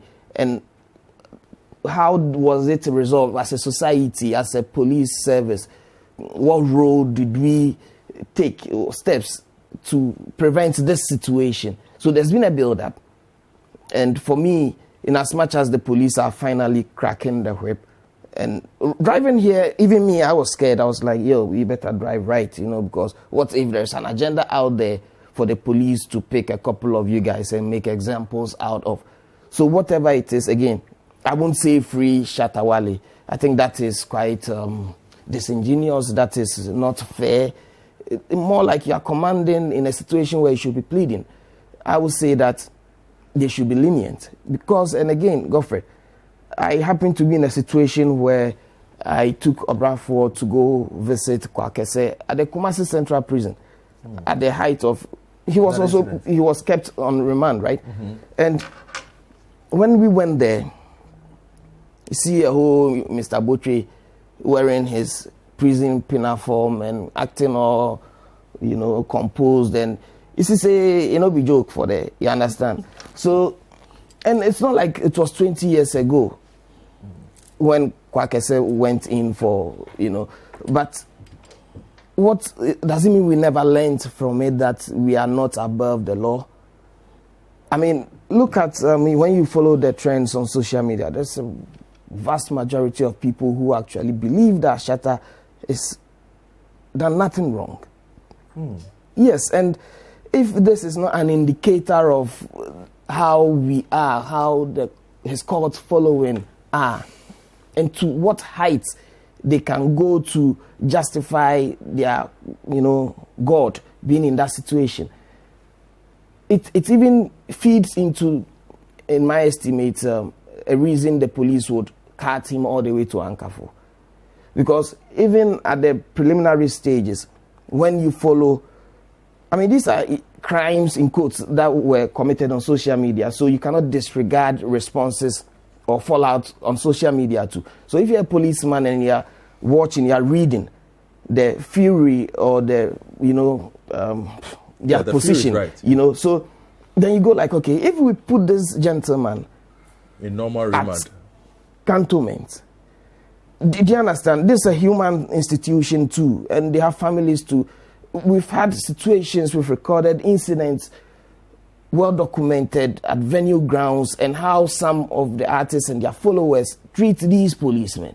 There are certain venues in Ghana that if you mention a certain artist's name as being on your bill, you are charged more or refused flatly access to the place in this town. So if any such person, I'm not saying him, anybody with such a cult following is in a situation where the police themselves are questioning the ability to deal with expected crowd, and they catch you to, it could have been worse, bro. There's a Tamale prison, you understand? The state could have invested a lot of funds to catch you there, even if it is for a day, depending on, expected, response. So for me, I plead that because they are family at the end of the day, I think that notice has been served. And moving forward, if this does not deter anybody from repeating same. Obviously it did not. A few hours after that, we saw your good friend Samuel Frimpong as well brandishing a weapon on social media. Yeah. So obviously, the lessons have not been learned. You see, with that bit, if you haven't learned, there's another example in the person of the medical situation. Yeah, that's what I'm talking about. Yeah, medical. so I agree with you that maybe I got too carried away by saying that the Shatta situation. But you see, ultimately, when you look at the period that lapsed between Shatta, Ankafo, and the medical journey, you could lump it together as one incident where you guys better be careful. Okay. So on that note, I'll go like, again, these are incidents major that for me, listen, we've had conversations. Some of us, I mean, because we talk, with very serious world acts here. And everybody makes so. Be joke. Because of this? Hey, bruh. Of late, I mean, in recent times, we've had people, ex-cons, come and attest, share testimony, prison conditions and whatnot. It's been flying all over. So we all have seen it. And you want to leave your home, your condition room, and go there inside for what? Because you chase clout. That's what you thought it was? You don't buy into the higher motive, but rather you see it as clout chasing. I see it as nonsense first and foremost, and then I look at the supposed rationale for me, considering who the character involved is. I'm coming from the fold, bro, and I'm telling you that this was a clout chasing exercise gone bad, a clout chasing exercise not well thought through. And so you end up in Ankafo. And no, this was just that. I've been in, I think George said the other day on TV, George Quay, that from the flip side, it could also be described as an act of genius to push this upcoming album, and then to be more famous, to be, so that it informs revenue generated from the upcoming album. And I still do not see it. I cannot imagine any bit of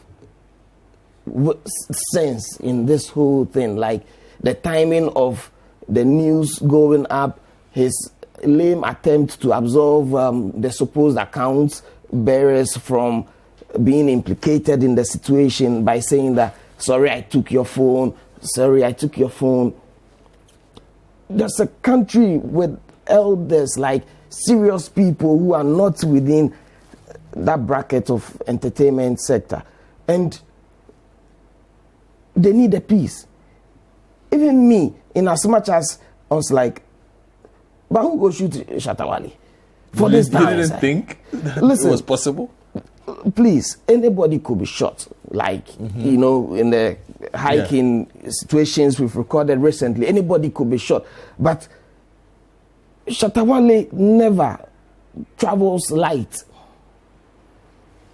None of our A-listers travel light. Okay, so, and these are persons who have so much to lose that naturally most of them are paranoid, like not in that sense, but they always want to look over their shoulder and make sure that they are, they're okay. Yeah, so again, and this is Shatta. You think that when he flaunts money on social media or whatnot, he does not have at the back of his mind that it could attract like robbers or whatnot. And he thinks, so again, if you want to do anything to Shatta on the 18th of October, as prophesied, go look for him. You go meet him. You think he would stay there, they wait? So he would have been prepared for that. Do you understand? So again, the element of surprise and how they try to put it on us, like this is, I'm like, even at the time that the prophecy was made, he retweeted the clip of that prophecy and said that he says Sadiq, at that time him Sadiq of Three Music Awards had their issues. He says Sadiq and he boys, he be them way they want to shoot him. He made light of the whole situation. So then suddenly it is what has informed your decision to stage this whole joke Kwame, hold on for me. Let me talk to Jerry again. Kwame has given me the celebrity side of this, but I'm also looking at, he's mentioned the matter of the prophet. And we a lot of people have asked the question from a legal, what has he done wrong? Like, what exactly is it that, because he was also held in remand, if I'm not mistaken, because investigations are ongoing. But from the legal side, when you observe that situation, what do you make of it? Seriously, you see, okay, like people would say, Dampare is changing the game. So many things have gone past in the past that we've taken lightly, that I think the new police service is not trying to take lightly. When I heard of the arrest of the prophet first, what came to mind was that, for what? Then, Shatter's arrest, and the police saying that they were investigating. So, my issue was, are they trying to investigate to see whether these people worked together? That the prophet was supposed to be like John the Baptist, was supposed to go ahead and make the proclamation so that Shatter will come and follow up on the 18th of October and it will be a huge cloud chasing issue. Or is that what the police were investigating? Then I saw the charge. Then I realized he was being charged for the same thing that Shatter was being charged with. That he also publicized false news. That could be a game changer. Yes. If this goes through, most of the prophets will have to be on their public declarations. And I said 31st December will no more be 31st December because that's the time that we wait for the prophecies. But you see, I watched the video of the prophet in the studio. You see, our prophets normally go this way. They never mention the name of the subject. Some will go like, an ex-president will die this year. That's what they do. They know that we have more than 2 ex-presidents. So you don't know which one is which one. Then they will say a prominent chief will do this, will do this. The prophet tried to do the same thing. He tried to say that a dancehall artist. Then the host have to push him to say who specifically he was talking about. Then gave him a bit by saying Charles. Instead of you remaining resolute on his point to say that I'm not going to mention any name, whoever it is should just pray to his God and all that. Then he confirmed the name being mentioned. That is where he got his problem from. Okay, now, in court, as I always say, in criminal matters, the prosecution is supposed to prove. What does the police have that they think that they are going to be able to support the charge of fabrication of false news? That he put out a statement, a rumor, which is untrue, and that likely to cause disturbance of peace. Really? The police will have to justify why previously these prophecies have generated into the disturbance of the peace. How was this likely to disturb the peace? That a man gives a prophecy. Normally, when prophecies are given, they tend to say that the people should pray. Or the prophets can even pray to change the course of events and all that. The police will have to show how they are going to prove this charge against this prophet. Because from where I sit, I'm wondering how they are going to prove that it is not justifiable and that this is not truthful or not verifiable. You want the prophet to verify to you how God gave him the vision. I was saying that if I'm the defense attorney for that prophet, all I have to do is to get previous declaration ever made by him, which have come to pass, which is example of he actually having visions of that sort. So in the normal scheme of his trade, he's been receiving revelations, and what he does is that he tells the people, and they come to pass. If you have evidence of that and say that this is just one of them, and that is it, I'm not playing a prank here. Previously, last 2 years, last 3 years, these are things that I have seen in the spiritual realm which have come to pass. And this is just one of those. Then, that definitely the court will not be delving into the spirituality as to whether it is true that God actually told him and all those things.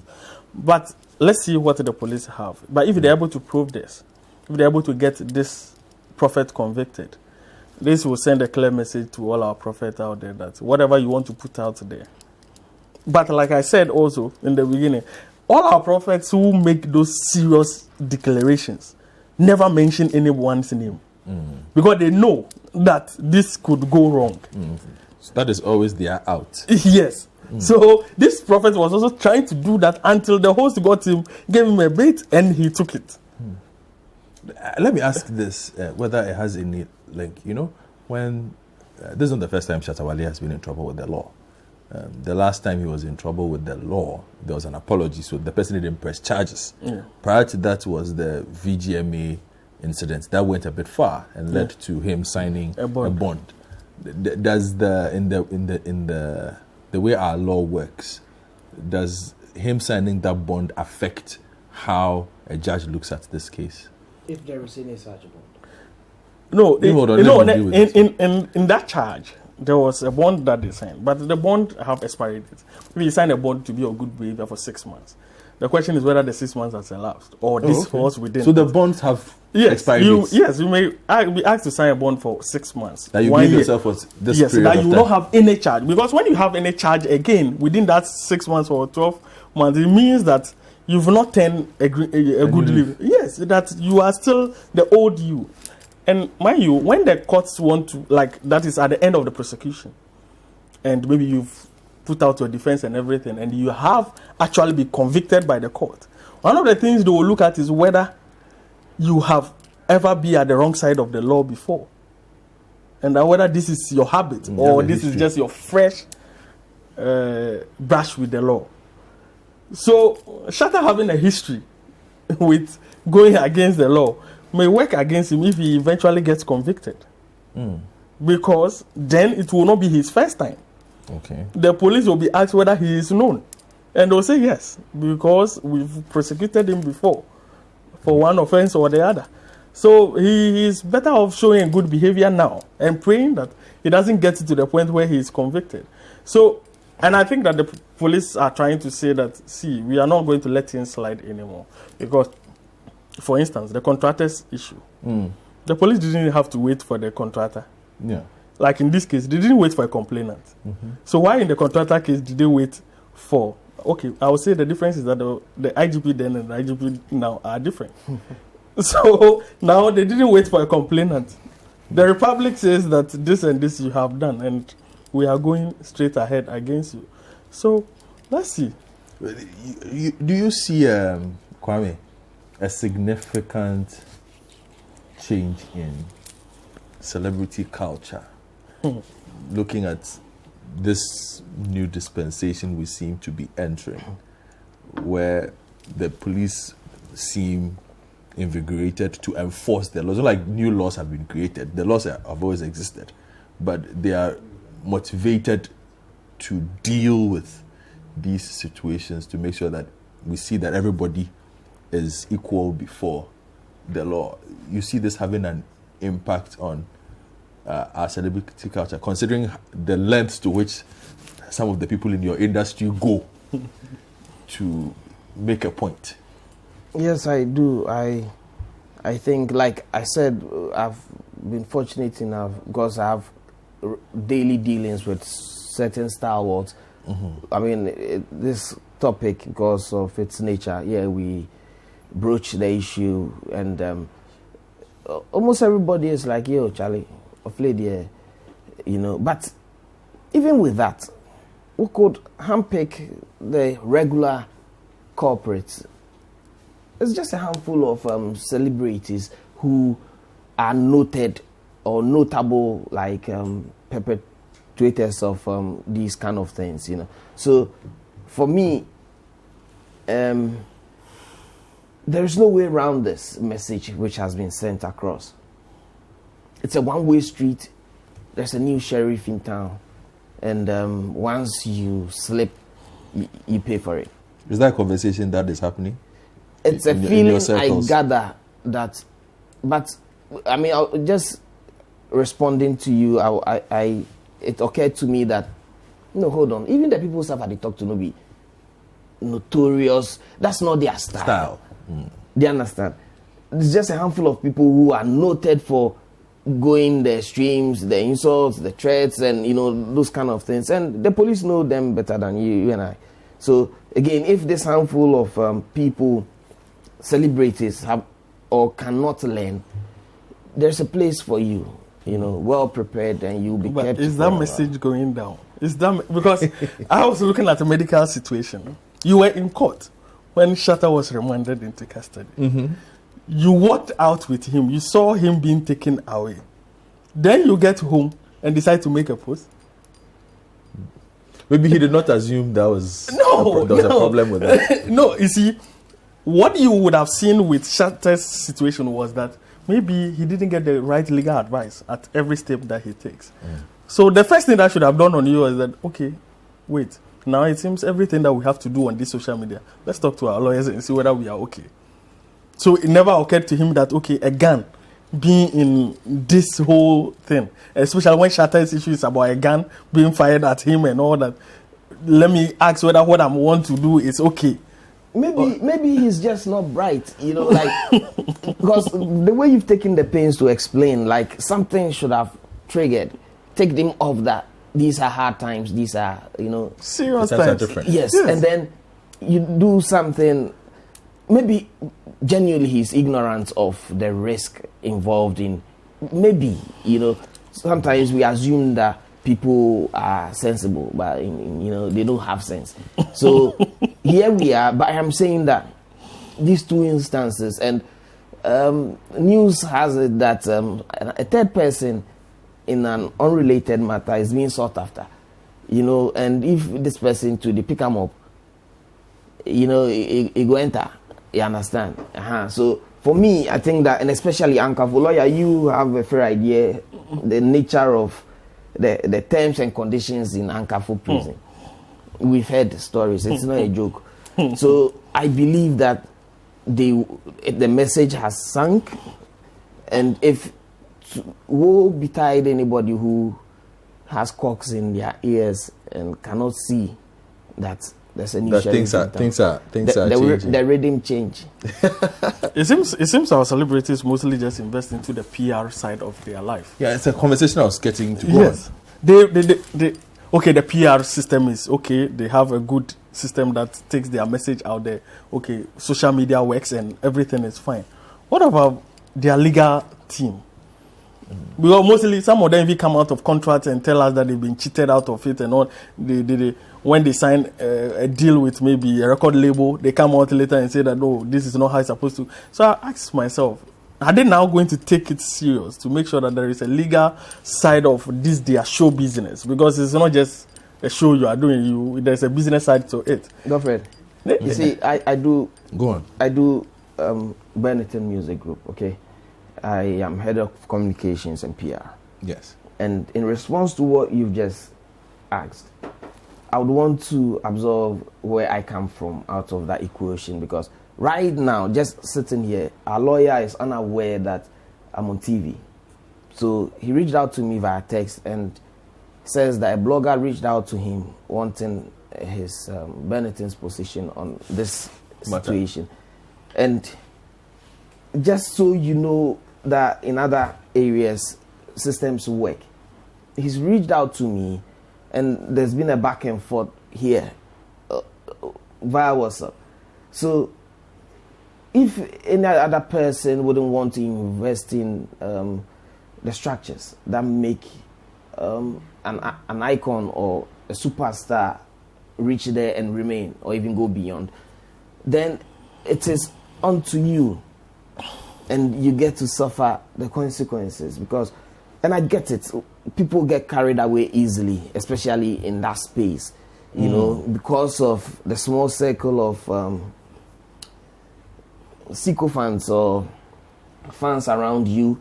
You mistake yourself for a god, and especially when you're in a space where you get away with stuff, you know, you sort of feel invincible, and then you get carried away. Cool. I'm believing that we have gotten the message. People like yourself are educating us, you know, if we are that uneducated, or reminding us of the need to, like, be aware, employ the right structures. because even Christo was nailed for something. So let alone you who is a public figure, you are prone to make mistakes or the occasional sin or crime, whatever it is. But when it does happen, like you said, it's good that medical people, if it's by design or not, has not issued or said anything. So it sort of helps the lawyer to regulate and manage the situation better. But when you go on and on without any guidance, then like you're walking out of the place and then you scream, I want to be in prison forever or for life or something. You know, if that's the video making the rounds we all have seen, you know, if the prosecution decides to take you on that, for instance. Oh, he's just boxing his own lawyer.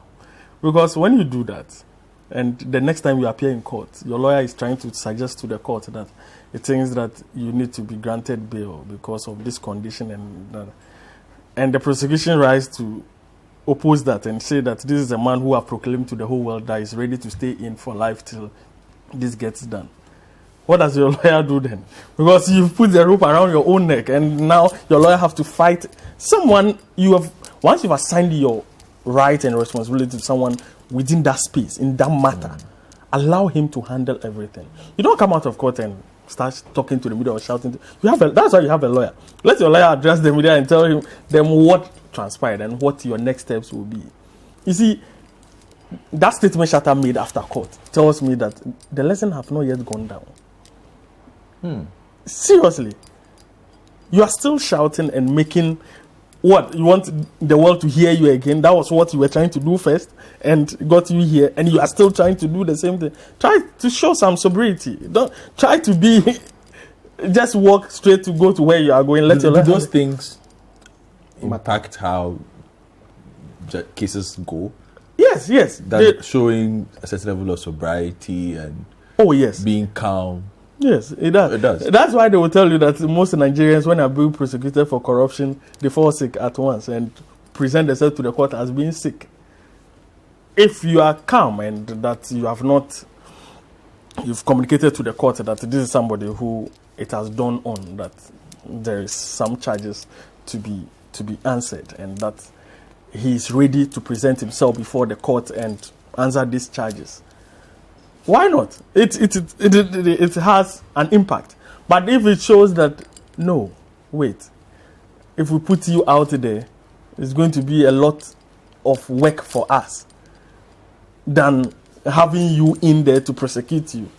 They'll rather keep you in there to prosecute you rather than letting you be out there. But how like, everybody has made the point about the stature of this particular person. Does it in any way impact how the processes go? Oh no, for the law, everyone is equal before the law. It should have actually inured to his benefit because Shatta is a well-known public figure. He could have even been granted a self-recognizance bail because when we stand at a public place, everybody will recognize Shatta. So it should be easy for him. And he walked up to the police station himself. So as a public figure, it should have worked in his favor. But your utterances and how you engage and what your fans are trying to do and all that may communicate to the prosecution that no. It's not going to go that way that we actually thought. What if your fans, you get out and they start to treat you rather like a hero, that there is a victory, and that downplays the effect of the prosecution that the police is trying to carry out. What if once it's granted bail, there's powder and all those things, there is some celebration and you see, so all these things are considered. Yes, all these things are considered, and the prosecution, they are watching. If for you to know they are working or they are watching you, is based on how you are even charged. No one went to report you, but they saw it on social media. So it tells you that they are watching your every movement on social media or you walking about. So you don't try to play the same smart game with them. Just when it happens like that. When 50 Cent got into trouble, his legal team quickly filed for bankruptcy and all that. They said, forget about the media hypes and all those things. See, we don't have money. So we cannot be made to pay this money and all. There comes a point where you have to forget about the popularity and the stunts and all that, and focus on your liberty. Because when you are sleeping now, your East Legon mansion is there, but you are sleeping somewhere in the heat and with some hardened guys inside there who might not like you. If one is a Stone Boy fan and the way and you've been going against Samini recently, and then maybe there's some serious Samini fan in there who knows what you have been doing to Samini. You may not find it. So they need to really stop this. But you make mention of these acts on social media. A lot of people seem to not understand the place of social media now, and I think even our law does not accommodate the impact of social media now. It's now the law is now catching up with social media, so to say. Your point. Yes. You know, and a lot happens there with our celebrities. That is where they do their marketing. That is where they do their engagement. That is where they try to stay on brand. But with the scenario that we've seen, back to back, a hoax on social media, police catch up now. Brandishing a gun on social media, police catch up now. We saw a Kapim Polo and that image. But that one, somebody actually filed a complaint. Because if the complaint had not been filed, should have gotten away with it. Where are we on that? The social media and the law now. You know, the interesting thing is that most of the laws that they are being charged with were made in 1960s, 1970s, at the time that there was no social media. But the interpretation of the police and the capturing of the public in the law is what they are going with. I've heard suggestions, even by lawyers, that says that we need to look at this critically. Is brandishing my gun in my room and being videoed and placed on Instagram, brandishing my gun in public? Because we need to look at the time the law was made in 1970s. When they said don't brandish your gun in public, I don't think the lawmaker was thinking about Facebook or Instagram. He was thinking about you not actually holding in the midst of people in the street. Yes, holding your gun and telling everybody I have a gun. Because what is the risk with that? The risk with that is somebody may take you out. Somebody may actually take the gun from you and use it on somebody else. So we need to look at the jurisprudence. But I think the prosecution or the police is not going to throw their hands in the air and say that the law is here to catch up with social media, so we should be a little bit relaxed. And no, they are going with it. It is left with maybe medical team and the defense to figure out to say that no. But that's something that needs to be looked at again, considering how important this is to celebrity culture. Yeah, we need to find a way to bring convergence, the law, social media now. You see, these days that we are even talking about Ghanaian values and how they play in our law and all that. Maybe if we are going to talk about their culture versus the Ghanaian values, people will tell you that so many of their children look up to these guys. So he doesn't want his JSS son, who looks up to medical, to think that it is okay to have a gun and that is the only way to protect and that you have to flex with it and all those things. So the lawmaker, if you want to actually strike a balance, will have to strike a balance between where we are going with the development of social media and what it adds to the culture and what the Ghanaian values actually are and what we want to sustain. How sustainable it is. Do you want to develop to a stage where the guns become, we want to have the East Coast and versus the West Coast situation? No. See, maybe we should keep the guns at bay. The law actually does not say that you can't display your gun. It says that with the terms of your permit. So, or with the written consent of the IGP. If you think that because of the situations that you have, in your special circumstances, you need your aid to be displaying your gun or to do the needful, get the permit for it. Get the written consent of the IGP for that. But don't take it as if because you have a gun and maybe whether you have a permit for it or not, you can just be brandishing it about. But like I said, now where the medical team may get away with or may not get away is the public. The legal definition of the what is public and social media. And social media. And that he was saying that, oh, I was just in my car. I have a gun in my car. And there was nobody. Also, I was just with my wife. And we were there. The two of us are not public. And that it's social media. People didn't have actually physical public interaction with us. Gun. And that the video was not even being recorded live. And that maybe I recorded it maybe 2 years ago. I'm now even posting it. So that direct interaction with the public was not there. And that if we go and read the memoranda, at the time the parliamentarians were promulgating the law, it didn't have in its thinking. The travel people at 12 will be different. The big issue will be right back. Welcome back, and you can send your messages. I'll go through my final batch of messages on this matter. 0549 986 996, 0549 986 996, 055 5832, 055 5832. Very interesting perspectives on the social media and the law with my lawyer friend Jerry John Esiedu on where the law needs to catch up with celebrity culture and also the growth of social media. But just a quick one. So my our entertainment correspondent Kwame Dazi is saying that it does not look like the post with a gun was made on the day Shatta went to court. It was an old video, just emerged. That is what Kwame Dazi is saying. We'll try and get on that. But I will come to you on the final leg of this celebrity culture again and social media and the things that you do. You come from one of the A-list camps. Nothing happens by accident on social media when it comes to your groups, does it? Nothing. Everything is planned. Yeah, I mean, you could give us credit for that until it takes a nosedive and then we come and tell you that somebody hacked their account or something, you know. Yeah, so that's where we made it, and that's where we intend to be. It's our safe haven, and you know, I was hacked this by safe haven. You know, Charlie, when it gets to crunch time, you'd have to, you know, cite whatever excuse will make you look good. You know, so yeah, social media is our home. Glory Days also tweets and says Medical did not post the gun video that week. Video was in September and was posted by a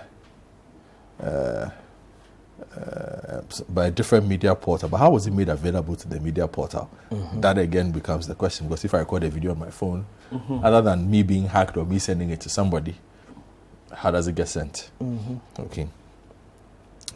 Kwame, somebody says you have been extremely unfair to Shatta. It says on this way out, of course, Shatta never said he wants to be in prison for life. Such misrepresentation is unfair. Well, you didn't listen to what he said, actually. He made a litany of comments. He did say that. So 007 says, I love Shatta Wale, but I don't agree with those calling for his release just because he's a celebrity. Where were they when Josephine Mensah was arrested for the same crime and is being prosecuted? Was that the same? The Takrade fake pregnancy? Yes. Is that the same situation? No, but she faked the pregnancy and the kidnapping. Yes. Yeah. So, but she also had the same charge. And okay. Then they added deception of public officer because she wrote a statement first telling the police that okay. So that is where the difference is there. Yeah. Deceit of public officer is where the difference is. They added it, yeah. Okay. We complain the laws don't work, and when they do too, we complain. Allow. But she got bailed though. Maybe because it's Takrade. So do keep the messages coming through.